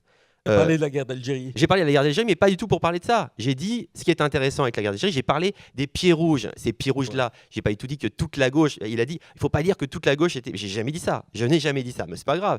Mais j'ai parlé de cette minorité marginale de gens marginales, enfin des gens importants et qui ont eu des parcours bouleversants souvent, qu'on a appelés les pieds rouges. Et c'est des gens très importants, dont l'héritage est très important aujourd'hui, même si c'est marginal. Leur expérience permet de comprendre beaucoup de choses de ce qui se passe aujourd'hui. Et donc, c'est des gens qui, à nouveau, sont tombés sur des Alain Grèche, sont revenus d'Algérie. Ils ont dit, putain, moi, j'ai vécu des trucs hallucinants là-bas. Je suis allé là-bas pour me battre. Et donc, je ne dis pas du tout que toute la gauche, je parle d'eux, c'est de ce petit groupe-là. Pardon, j'essaie d'anticiper la suite. Et ben, oui, ce qu'ils ont vécu, de rentrer en France et de dire... On a encore fermé notre gueule sur ce qu'on a vu là-bas, la torture et tout, par le FLN, et l'islamisation forcée, etc., par le FLN. Et on ne l'a pas dit parce qu'on ne voulait pas faire le jeu de l'extrême droite, etc. Bah, leur expérience, on peut la prendre en compte parce que c'est justement, à nouveau, l'idée qu'ils avaient à faire, et c'est ça qui m'intéresse, à une gauche, les gens qui les entouraient, qui accueillaient leurs paroles, ou plutôt qui ne l'accueillaient pas, c'était des gens qui ne voulaient pas entendre parler du religieux. Et moi, je suis très étonné quand j'entends Alain Grèche parler. Je comprends pas. Parce que là, c'est ces gens-là. Vietnam, c'était pareil. Est-ce que vous respectez Pierre Vidal-Naquet ? Bon, alors Pierre Vidal-Naquet a dit dans la revue Esprit, pour moi Pierre Vidal-Naquet c'était le pape à la maison, c'est quelqu'un qui a lutté contre la torture en Algérie. On a parlé récemment de Maurice Audin, du comité Audin, on a admis que Maurice Audin avait été assassiné, etc. Pierre Vidal-Naquet était à l'avant-garde du combat pour la réhabilitation de Maurice Audin et pour la vérité dans l'affaire Audin. Pierre Vidal-Naquet, demandez-lui, bon le pauvre il est mort, vous pouvez plus lui demander, mais demandez-lui pourquoi en 1980, au milieu des années 90 dans la revue Esprit, il a ressenti lui le besoin de dire putain il y a un truc qu'on n'a pas vu du tout au moment de la guerre d'Algérie, c'est la puissance que représentait la question, le religieux dans la mobilisation des gens qui rentraient dans le FLN. Et donc, que quand il rentrait dans le mouvement, on disait il a commencé à faire ses prières. Et puis les gens, les pieds rouges et tout, disaient mais pour nous c'était rien. On pensait que c'était un petit détail parce que forcément, pour nous, la religion allait disparaître. Donc quand ils voyaient des jeunes qui rentraient dans le FLN, dans le combat, et souvent, justement, au nom de la guerre sainte, etc., parce que pour mobiliser, notamment dans les milieux ruraux, le FLN a eu besoin énormément de miser sur l'espérance religieuse, exactement comme Foucault l'a montré pour l'Iran. À nouveau, Foucault, on peut dire ce qu'on veut. Il a juste constaté que tous vos copains qui se réclamaient du communisme ont été défoncés immédiatement par les islamistes et que tous ceux qui se réclamaient de la démocratie bourgeoise et tout ont été immédiatement exterminés aussi et tout de suite dégagés. Mais ils avaient la force, c'est pas seulement la répression, c'est que les gens qui faisaient la révolution, à un moment donné, ils se sont dit, pour gagner, ils se sont pas dit, ils ont vécu. La force qui les a entraînés, la force qui les a mis en mouvement, c'est l'espérance religieuse. Alors on peut dire, mais pourquoi se focaliser ? Non, je dis pas, c'est pas se focaliser, c'est juste considérer que ça existe et qu'on a du mal à considérer que ça existe. Et donc je voulais dire, je suis très étonné, parce que c'est quelqu'un que j'aime bien citer toujours pour embêter Alain Grèche, c'est Gilbert Achcar, qui est un grand marxiste libanais, qui a suivi toutes les luttes internationalistes depuis des décennies, qui a été dans de tous les combats, etc. Vous lisez ce livre qui s'appelle Marxisme, Orientalisme, Cosmopolitisme. Vous lisez aussi le dernier livre qu'il a sorti qui s'appelle Symptômes morbides. Dans Symptômes morbides, il dit qu'il faudrait quand même qu'on se demande pourquoi aujourd'hui l'islamisme est devenu la principale idéologie contre-hégémonique. Et il dit tous ces pays-là sont pris entre deux barbaries. La barbarie des Assad, etc., des régimes despotiques là-bas, et la barbarie des islamistes. Et Achcar se dit, merde, il faudrait quand même qu'on se pose la question, nous autres gens de gauche, pourquoi nos idées à nous n'ont pas de puissance des séductions. Et Achcar va même jusqu'à poser la question, il dit, il se passe quelque chose d'un peu particulier dans le monde musulman. Et justement, Alain Grèche tout à l'heure disait, oui, mais moi, ça ne me gênait pas, je préférais un porteur de valise catholique qu'un athée pro-LGBT. Mais en fait, justement, Achcar pose la question de la théologie de la libération, de ce qu'on a appelé la théologie de la libération, c'est-à-dire ce mouvement catholique, chrétien, qui était compagnon de route de la gauche, y compris de la gauche révolutionnaire en Amérique latine, etc. Et ça a donné une illusion totale, c'est-à-dire que souvent, les gens qui raisonnent comme Alain Grèche se sont dit, bon, ça a marché avec mon curé porteur de valise, ça a marché avec la théologie de la libération en Amérique latine, ça va donc marcher y compris avec les islamistes. Et il y a cette brochure dont j'ai analysé le contenu qui s'appelle Le prolétariat et le prophète, qui a été une brochure, qui a été une petite bible. Moi, j'utilise jamais le mot islamo-gauchiste. C'est un petit groupuscule qui ne représente strictement rien et que tu reprends tout sans arrêt. C'est quand même un peu étonnant. Parce que je la trouve très intéressante. Il n'y a personne d'autre dans la gauche qui défend une telle position. C'est pas une position, c'est juste qu'il y a toute une partie de la gauche, y compris que tu peux trouver dans les textes, et j'en cite. Et d'ailleurs, Foucault lui-même a été fasciné. Il n'était pas du tout dans la condamnation du truc. Ce que je voulais dire, c'est qu'en fait, Achcar, marxiste libanais, totalement solidaire de toutes les luttes d'indépendance, ce que vous voulez, toutes les luttes internationalistes au Moyen-Orient, etc., il dit, en fait, il y a un problème. C'est que la théologie de la libération, les chrétiens qui étaient avec nous dans ces combats, avec les syndicats, etc., eh ben, ils nous ont accompagnés.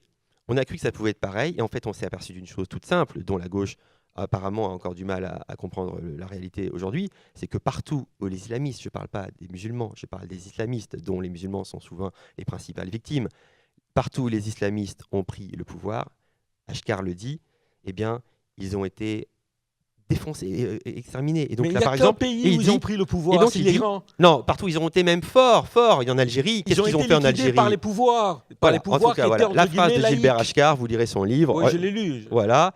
Diverses explications marxistes de cette résurgence ont été proposées. Ce qui doit être relevé ici, c'est que l'intégrisme islamique, en règle générale, a cru sur le cadavre en décomposition du mouvement progressiste. Et effectivement, cette décomposition du mouvement progressiste ne l'aide pas à comprendre vraiment, à ouvrir les yeux sur la puissance spécifiquement religieuse de certains mouvements sur la scène contemporaine, comme on en a eu l'illustration à l'instant. Le débat est ouvert. Mais oui, le débat est ouvert, et en tout cas, ce qui est intéressant ici, c'est que ça nous oblige à interroger à la fois l'histoire, mais aussi les dynamiques en présence, parce que l'histoire nous aide à comprendre ce qui se joue aujourd'hui.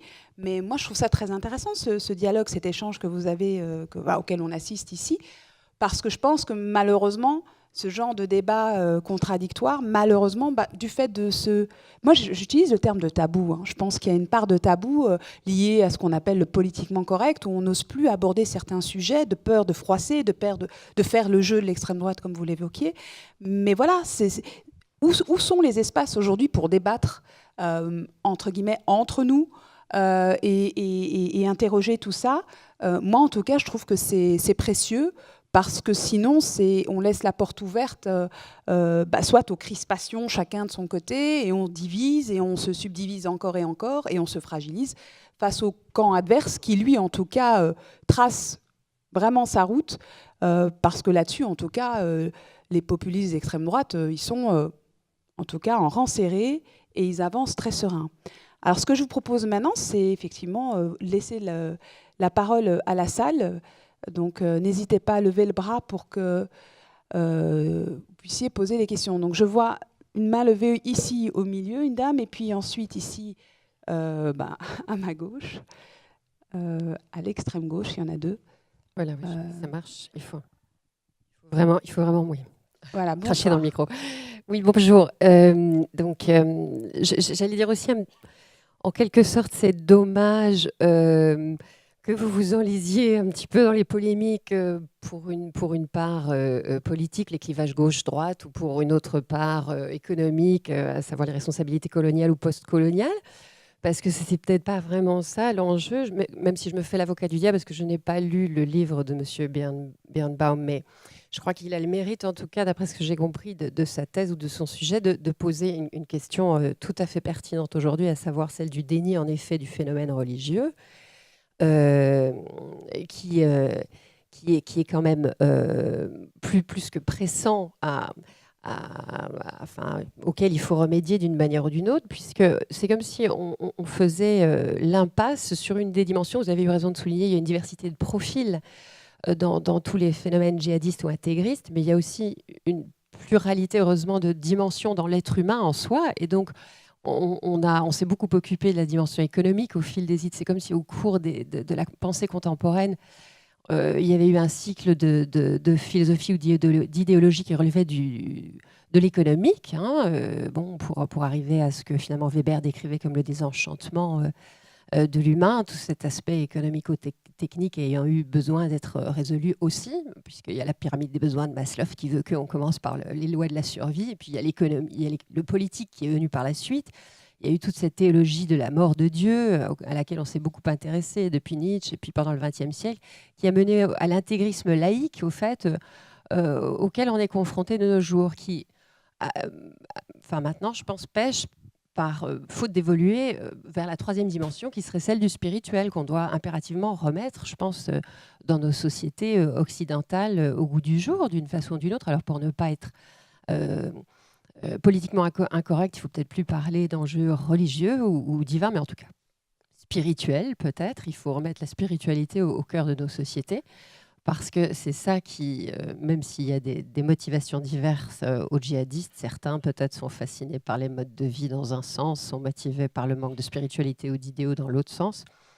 Je crois que c'est ça qui manque encore, et peut-être que la religion, c'est étonnant parce que vous parlez du cas particulier de l'Iran, qui c'est vrai est une forme d'islam différente, puisque c'est le chiisme qui de tout temps s'est distingué du sunnisme traditionnel, mais aussi qui se trouve être le berceau de la dernière religion révélée au monde, les Bahaïs, qui justement, eux, essayent un petit peu, je ne sais pas si vous en avez entendu parler, mais de présenter l'humain comme étant le fruit d'une révélation progressive. Et donc, il y a une conscience humaine qu'on doit peut-être élever petit à petit jusqu'au débat, après les questions économiques et démocratiques, au débat spirituel. Alors, est-ce que vous pouvez formuler votre question, s'il vous plaît?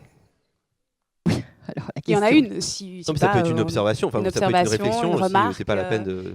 Oui, non, l'observation, c'est... Donc, c'est la spiritualité, la question de la place du spirituel dans l'évolution de nos sociétés occidentales, la place que prend... Oui, c'est ça. Je ne sais pas si c'est une faute plus... Parce que j'allais dire que c'est mais je n'ai pas lu le bouquin en même temps, donc c'est pour ça que ma question est plutôt floue. Il s'agit d'un commentaire général.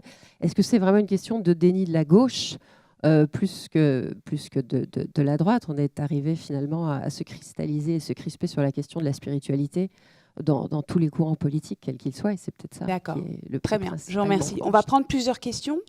Il y avait 2 questions de ce côté-ci, et puis une autre question ici à droite. Bonsoir. Oui, bonsoir. Pardon. Ma question, elle sera... il s'en est plaint que M. Grech n'a pas réagi assez à M. Birnbaum. Donc, ma question, elle est à M. Jean Birnbaum. Si je comprends bien, la jeunesse de votre pensée, c'est une discussion entre potes après les attentats à Paris, et vous avez commencé à réfléchir sur le terrorisme, donc, à partir du moment où ça a touché l'Occident.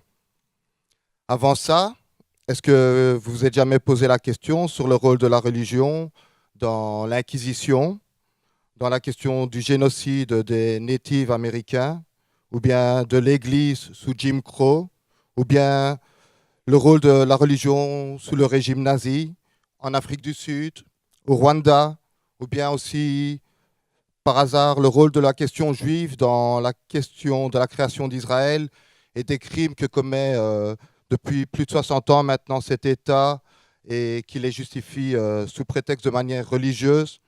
Aussi, vous n'êtes pas posé la question de notre réaction quand des pays élisent démocratiquement, et je pense particulièrement à la Palestine et à l'Égypte, élisent des gouvernements démocratiques, donc de manière démocratique des islamistes.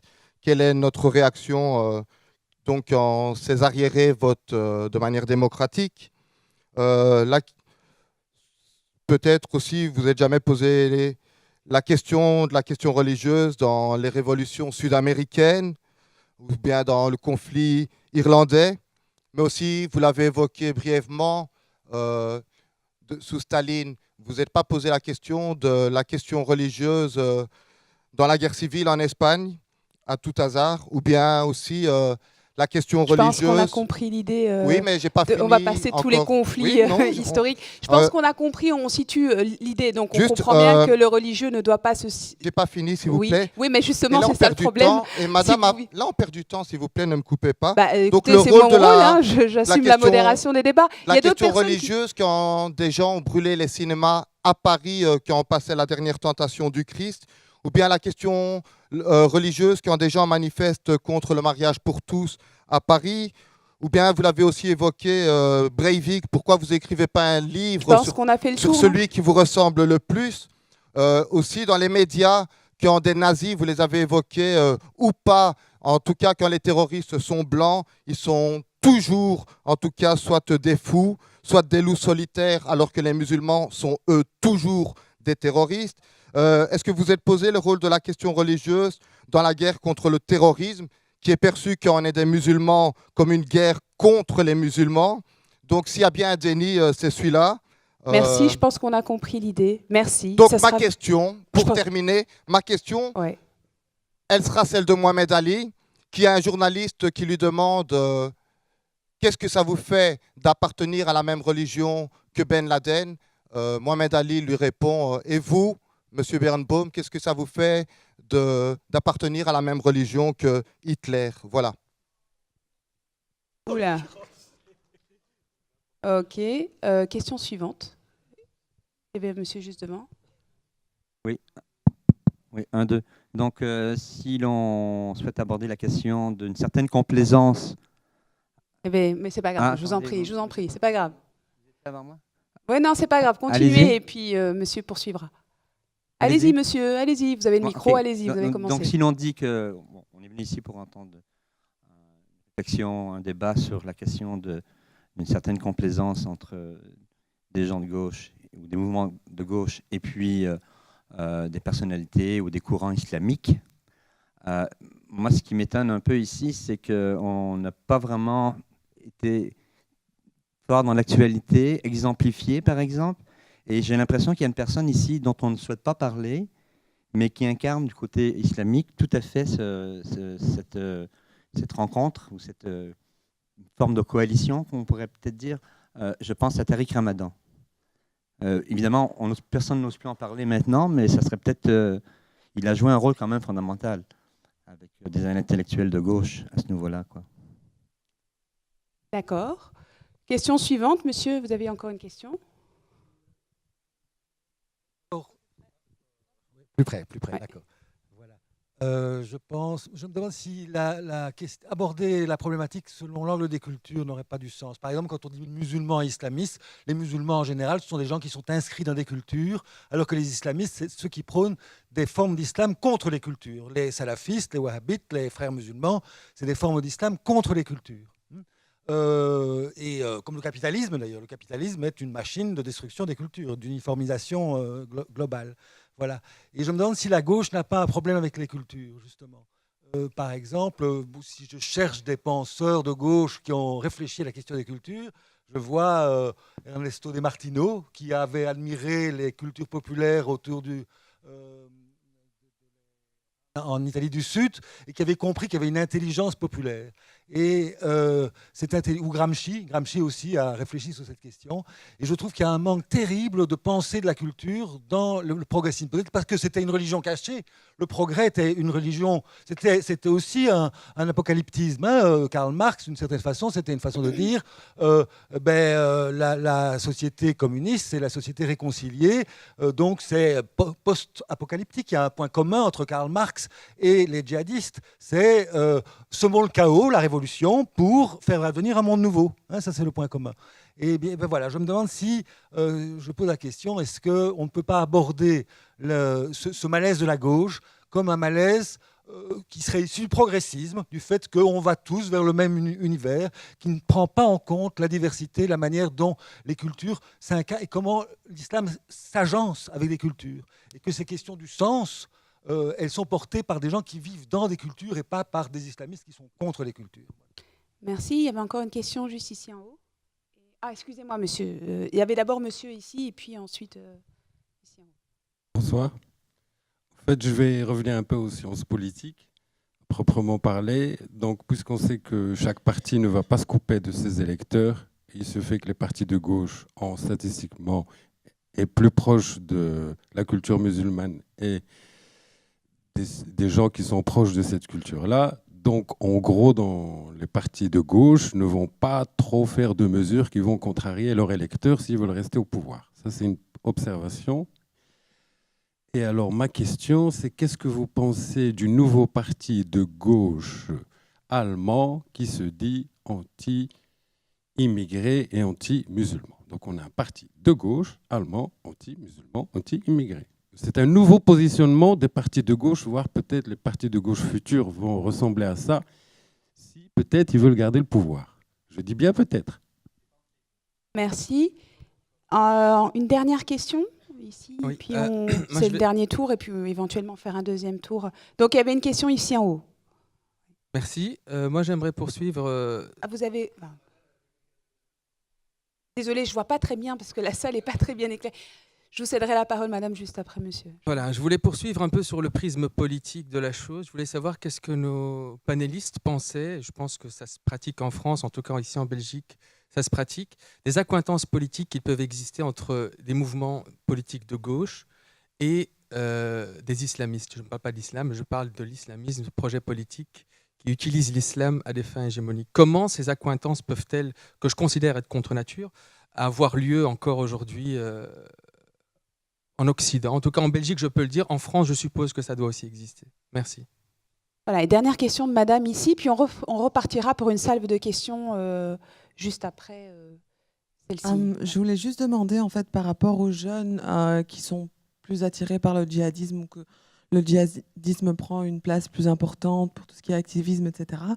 Je me demandais justement si ce n'était pas par rapport à la faiblesse qu'on ressentait dans les autres idéologies, que ce soit socialistes ou autres, que peut-être les jeunes ne se sentent plus touchés ou attirés par ce genre d'idéologie, parce qu'au fil du temps, elles ne répondent peut-être plus aux problématiques que ressentent les jeunes, aux évolutions de la société. Est-ce qu'on ne devrait pas plus mettre en question les idéologies existantes qui sont peut-être un peu passées et dépassées par l'actualité, par le monde comme il est aujourd'hui, plutôt que de dire est-ce que c'est finalement la religion qu'on doit remettre en question, dire pourquoi est-ce qu'on ne la met pas en question, pourquoi on ne se pose pas la question de la religion, alors qu'au final, on se pose la question de dire qu'est-ce que c'est que l'islam, qu'est-ce que représente l'islam, etc. Est-ce qu'on ne retournerait pas plutôt la question en disant pourquoi est-ce que les idéologies de nos jours ne répondent plus aux demandes des jeunes, finalement. Très bien, je pense qu'on a là, en tout cas, déjà un premier tour de questions. Voilà, on peut commencer par la question de la spiritualité. Qui souhaite se lancer? Voilà. Non, ça ne vous emballe pas plus que ça. C'est pour vous alors. Moi, je suis d'accord avec ce que vous avez dit sur le. Enfin, c'était d'ailleurs une réflexion, c'était pas vraiment une question. Donc, mais ça rejoint la question de la complaisance, parce que moi, j'utilise pas du tout le mot complaisance. Moi qui l'ai utilisé. Oui, c'est ça. Non, mais voilà, je dis pas. Je provoque un moi, je peu, dis jamais qu'il y a de la joue, complaisance voilà, ou quoi que ce soit. Je dis au contraire qu'il y a du mépris. hein. C'est-à-dire qu'en Ouais. fait, comme tout le sujet pour moi, c'est de se demander qu'est-ce qui fait qu'on prend jamais au sérieux le fait religieux, ou qu'on a beaucoup de mal à le prendre au sérieux en tant que tel, dans son autonomie, dans sa puissance propre, etc. C'est justement pas vraiment de la complaisance. C'est plutôt une espèce de mépris altruiste ou d'altruisme en fait gorgé de mépris qui fait qu'on croit être sympa et tolérant, etc. Alors qu'en fait on a un mépris total pour les gens auxquels on s'adresse, parce qu'en fait ce qu'ils disent on considère que c'est rien, parce que ce qu'ils disent ça relève justement d'une expérience religieuse, et comme les religions c'est pas grand chose et de toute façon c'est voué à disparaître quand les choses s'arrangeront, et voilà, donc je suis assez d'accord, et finalement ça obligerait notamment la gauche et bien au-delà de la gauche. C'est-à-dire quelqu'un comme Jacques Derrida, par exemple, le philosophe, il n'avait aucun problème. Il y a aussi une régression de ce point de vue. Il y avait tout un tas de philosophes dans les années encore. Derrida, il est mort en 2004, donc c'est quand même pas le néolithique. Mais pour Jacques Derrida, qui était le philosophe français le plus lu, le plus traduit à l'étranger, etc., il n'était pas du tout religieux lui-même. Mais il constatait comme une évidence qu'on ne pouvait pas s'exprimer politiquement et utiliser les mots qu'on utilise sans avoir la mémoire de la théologie, la mémoire du religieux, etc., puisque tout vient de là à l'origine. Donc il avait ce souci de prendre en compte la spiritualité en tant qu'elle hante finalement tellement de nos gestes et tellement de nos attitudes. Et aujourd'hui, ce qui est devenu spirituel, c'est effectivement, enfin en tout cas exalté et fervent, c'est le déni du spirituel, ça c'est sûr. Et au-delà du symbolique, moi je disais aussi la question du symbolique. Je ne sais pas si je réponds vraiment, je voulais juste dire que j'étais d'accord, quoi. Alors, il y avait d'autres questions. Donc, moi, j'ai presque tout noté, si vous voulez. J'ai une anti-sèche. C'est très bien. Voilà, il y avait la question... Tariq Ramadan, c'est pour Alain Grèche. Ouais, il le connaît très bien. Oui. Il le connaît très bien. Tariq Ramadan, c'est pour moi. Et la question ensuite, de l'islam question. politique et des frères musulmans, puisque c'est essentiellement la force dominante. Et je vais essayer d'expliquer d'abord que je considère globalement les frères musulmans comme une force réactionnaire. Pas seulement d'ailleurs sur le plan des mœurs, mais sur le plan économique et social, parce que là aussi, contrairement à une chose que j'ai lue dans le bouquin de Jean, l'islamisme n'est pas du tout une concurrence au capitalisme international. Partout où il y a des pouvoirs qui se réclament de l'islam, ils sont tout à fait dans la mondialisation. Et le seul qui n'y est pas vraiment, c'est l'Iran, parce qu'on ne lui permet pas d'y être. Donc de ce point de vue, je n'ai pas l'idée que ces mouvements sont... des mouvements progressistes. Et je suis d'accord aussi avec l'interprétation de Gilbert qu'aujourd'hui, il y a une régression dans le monde arabe. Gilbert Achcar. Gilbert Achcar, oui. Il appelle toujours tout le monde par son prénom, mais c'est pas évident à suivre parfois. Non, mais on l'a évoqué tout à l'heure, donc ça va. Avec Achcar, sur le fait qu'il y a une régression qu'on peut expliquer par... Il y a plein de raisons, mais il faut l'expliquer, parce que pourquoi cette régression, alors que dans les années 40, 50, comme j'ai dit en Irak, le grand parti, c'est le Parti communiste, pourquoi aujourd'hui c'est des organisations religieuses chiites ou sunnites? Donc il y a effectivement une régression. À partir de là, qu'est-ce qu'on fait? Et les révolutions arabes nous ont donné pour moi un modèle, c'est-à-dire l'Égypte et la Tunisie. C'est-à-dire on avait dans les deux cas deux partis frères musulmans, Ennahda en Tunisie, les frères musulmans en Égypte, qui tous les deux faisaient en gros 30% des voix et qui était un parti le plus puissant. Et qu'est-ce qu'on fait avec eux? L'exemple tunisien a montré, et c'était mon pari si je peux dire, que en fait le moyen de le combattre c'est la démocratie.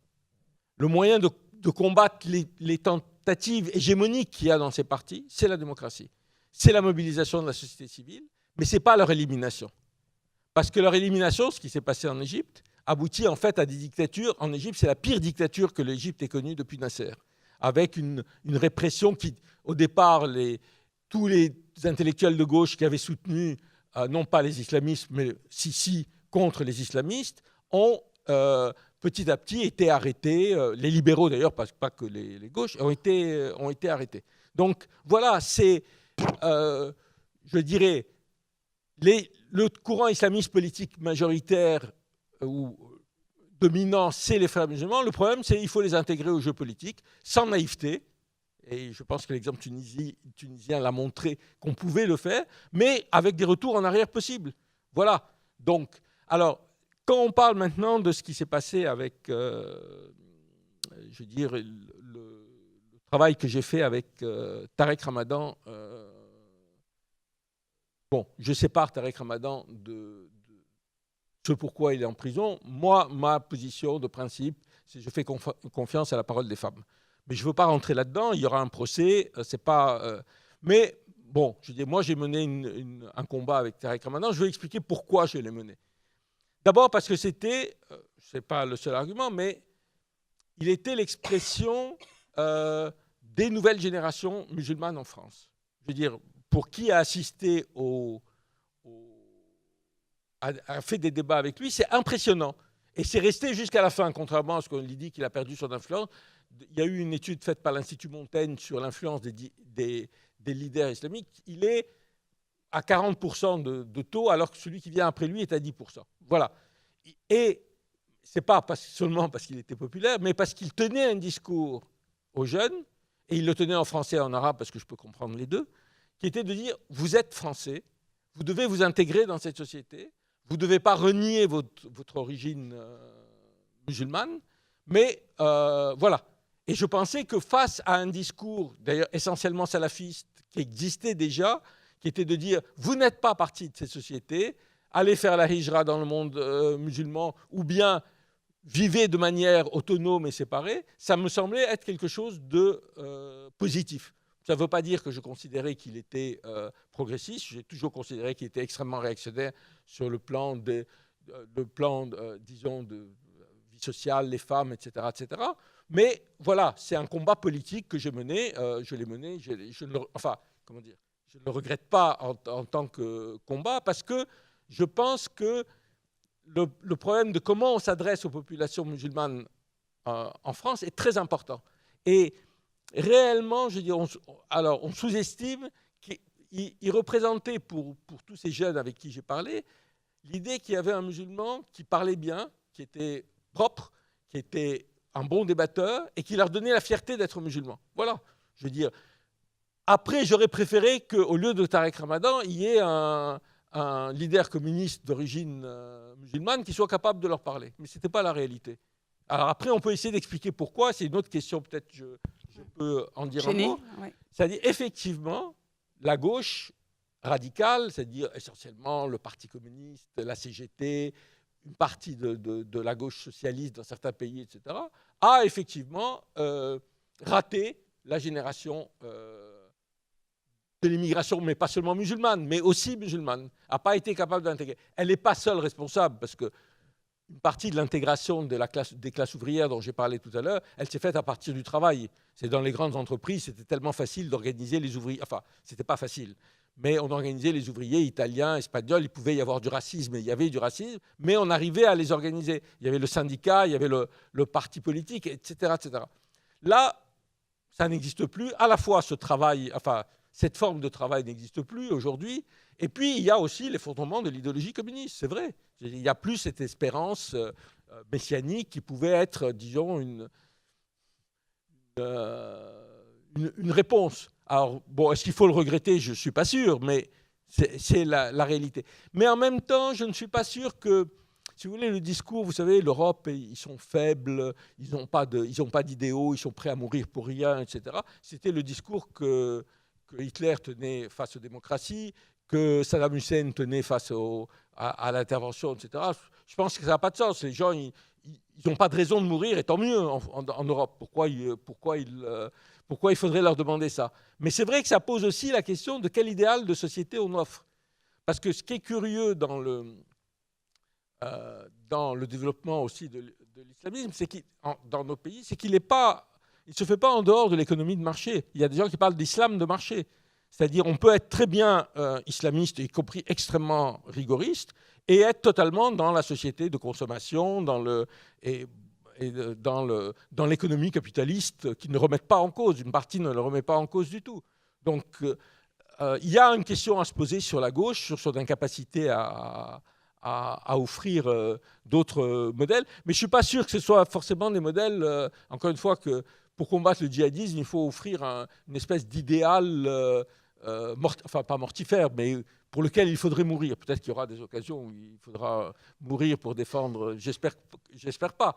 Mais donc il y a effectivement un problème de nos sociétés, du problème du développement du capitalisme dans nos sociétés, qui est un capitalisme dont fondé sur la consommation, l'accumulation. Il y a plein de choses qui dépassent tout à fait le cadre de l'islam et qui expliquent en partie à la fois la faiblesse de la gauche, mais aussi son désarroi. Ce que vous avez dit sur c'est le parti Die Linke en Allemagne. Il y a une de ses dirigeantes les plus charismatiques qui est allée fonder un parti anti-immigré. On sait que dans la France insoumise, il y a aussi des tendances de ce type. C'est extrêmement inquiétant parce que je pense que le défi essentiel auquel nous sommes confrontés, ce n'est pas le djihadisme aujourd'hui, c'est la montée des populismes d'extrême droite en Europe. C'est-à-dire qu'ils sont quand même au pouvoir en Espagne, en Hongrie, en Pologne, en Italie, en Autriche. Ils sont au gouvernement dans un ou deux pays du Nord. Je veux dire, ça, c'est effectivement quelque chose d'extrêmement inquiétant. Et quand on voit que la gauche cède sur ces questions, c'est effectivement inquiétant. Et je ne pense pas que c'est ça qui va faciliter le discours qu'on peut tenir aux jeunes d'origine musulmane. Alors, on peut enchaîner donc effectivement avec cette question qui était évoquée par monsieur, mais aussi une autre question donc, qui était très très longue, mais de la liste de tout... Bah oui, alors monsieur... Oui, monsieur, je voudrais vous féliciter parce que vous avez fait la liste de presque exhaustive depuis la guerre du feu, de tous les conflits au cours desquels la religion avait eu une importance réelle ou supposée, etc. Donc au moins, vous n'êtes pas dans le déni du religieux, je voudrais vous en féliciter. Et donc effectivement, vous avez raison. Et alors, vous verrez, si vous lisez mon livre, ce que je souhaite évidemment, vous verrez que, parce que je suis pour le débat critique avec vous, et pas l'insulte, en fait, vous verrez que... Excusez-moi, monsieur, excusez-moi. Non, mais vous verrez maintenant, que, par exemple, vous avez fait allusion à la guerre d'Espagne, vous verrez que dans le chapitre auquel Myriam a eu la gentillesse de faire allusion, je parle beaucoup du fait que, justement, à l'époque, les républicains espagnols, etc., je cite Bernanos, etc., que, évidemment, le « vive la mort » qu'on entend parfois chez certains djihadistes aujourd'hui, il était du côté des franquistes et notamment des nationalistes chrétiens. Donc, je parle à ce moment-là j'en parle à plein de moments. Voilà. Et en fait, ce qui se passe, c'est que mon livre se saisit de ce cas-là, de déni massif qui a été le nôtre depuis quelques années, pour plein de raisons, parfois bonnes, parfois moins bonnes, etc., pour effectivement creuser cette question de notre rapport au religieux et de notre capacité à le prendre au sérieux. Mais pour ce qui est de la question de l'islam, moi, mon livre n'est pas du tout un livre sur l'islam. J'ai un seul chapitre sur l'islam qui s'appelle « Rien à voir avec l'islam », où je cite tous les auteurs dont certains ont été cités par Myriam, donc Harkoun, Rachid Benzine ou d'autres, ou Medeb, et puis d'autres à l'étranger, etc., qui tous, à vous entendre, partagent la religion d'Hitler, en fait. Parce qu'en fait, leur discours est exactement celui que j'ai tenu tout à l'heure. Donc il faudra leur expliquer à ceux qui sont encore vivants, parce que malheureusement, Mohamed Harkoun est mort, et puis Medeb aussi, et puis voilà. Mais tous ces gens qui se battent sur le front interne à l'islam, comme d'autres le font dans d'autres religions, pour soustraire leur foi à ceux qui la défigurent, ce sont les gens dont je me réclame, c'est ces gens-là que je cite dans le livre, et personne d'autre. Donc si vous considérez que faire ça, c'est avoir la même religion qu'Hitler, bah, écoutez, il faudra leur apprendre aussi à eux qu'ils ont la religion d'Hitler. Ou je peux leur transmettre de votre part, si vous voulez. Par ailleurs...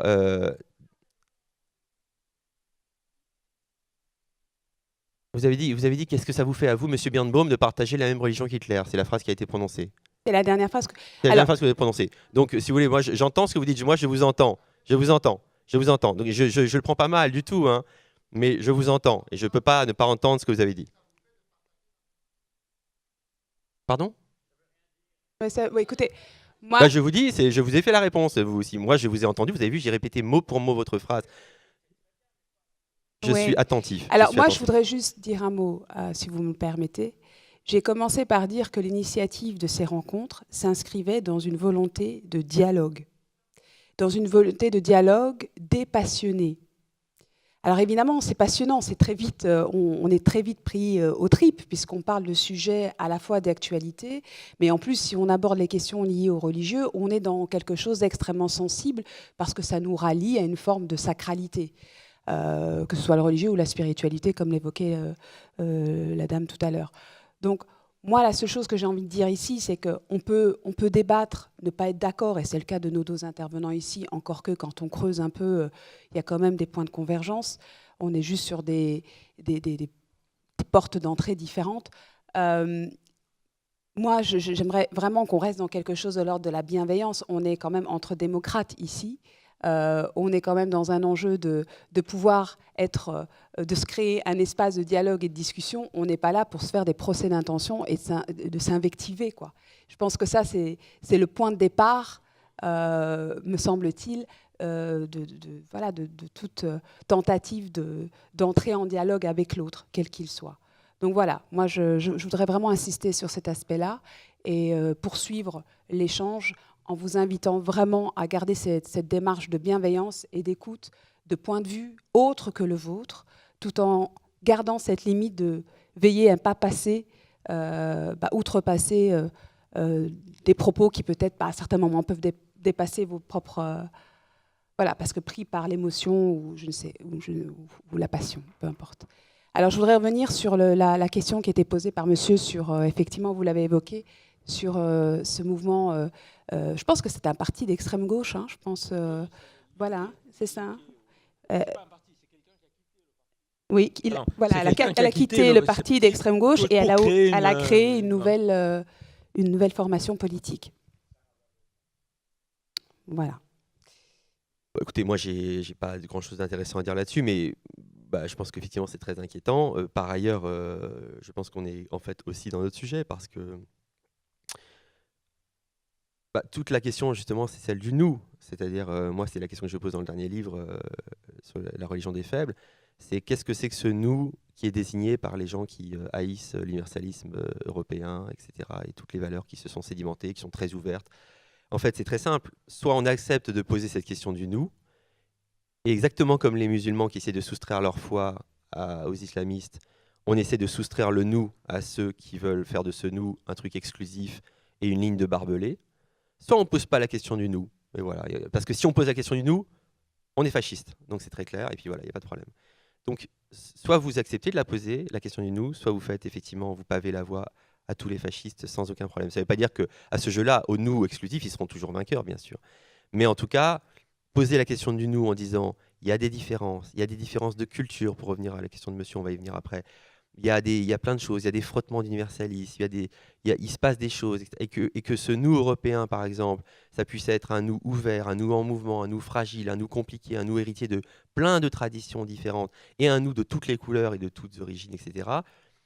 Mais un nous quand même, qui est un nous avec des frontières, enfin dire pas des frontières géographiques, des frontières, des valeurs qui réunissent ce nous, qui obligent ce nous, et qui ne sont pas n'importe lesquels.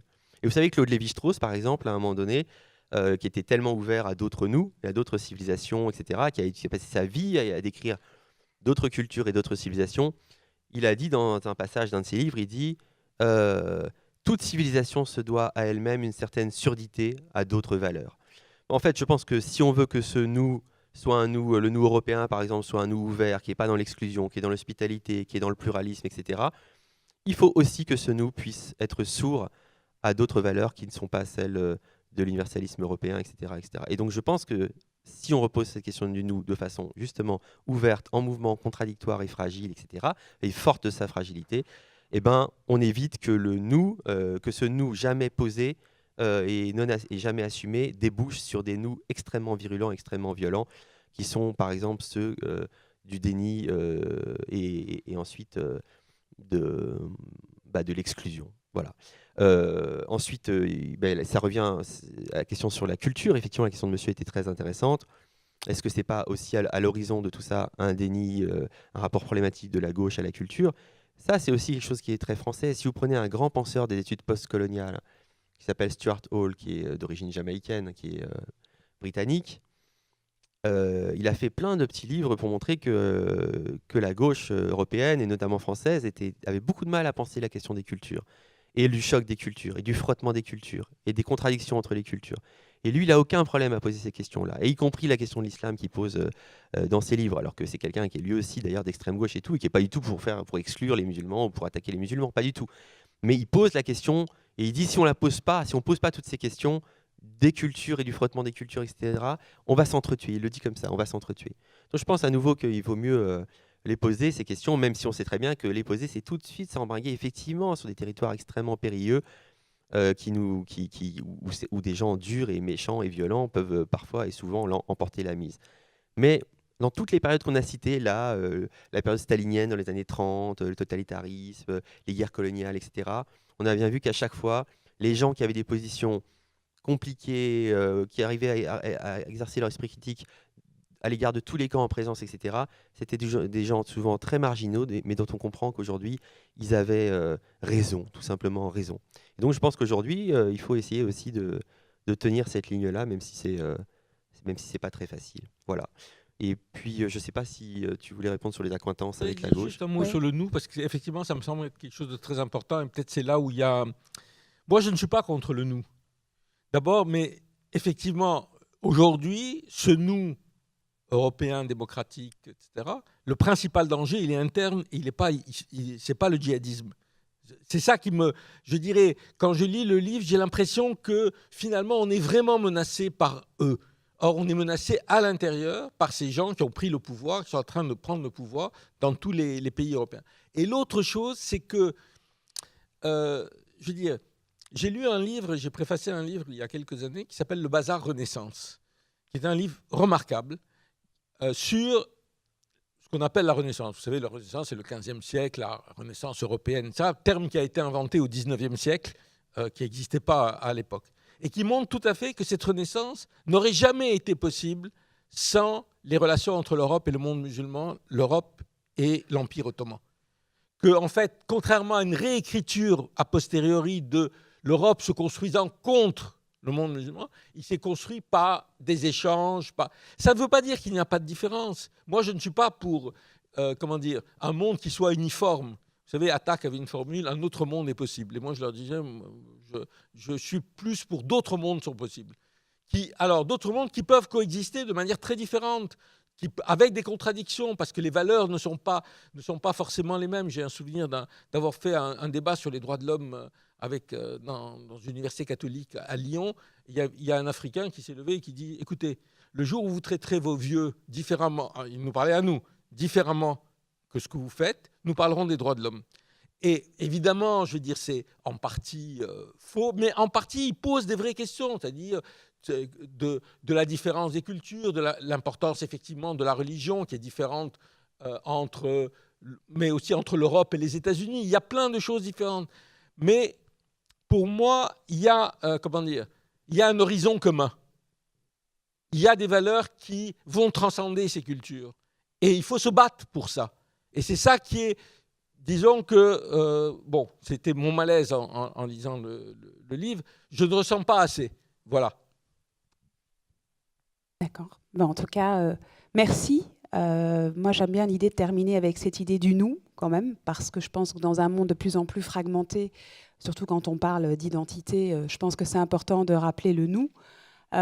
Et donc, oui, merci en tout cas pour... Si, il a évoqué sur la question... la question de la dame sur l'espérance, pourquoi est-ce que les jeunes ne rejoignaient plus. Il l'a évoqué en faisant le lien avec l'expérience syndicale. Non, je suis un petit peu quand même. Donc, la question de la complaisance, il l'a évoqué aussi quand il a évoqué Tarek Ramadan et la figure. Bon, ça rejoignait un petit peu... voilà, c'est difficile de répondre à toutes les questions de façon extrêmement précise. L'exercice est périlleux. Voilà, je me dois de clore le débat ici puisque l'heure avance. Donc, voilà, à très bientôt, je l'espère, et merci à vous. Bonne soirée.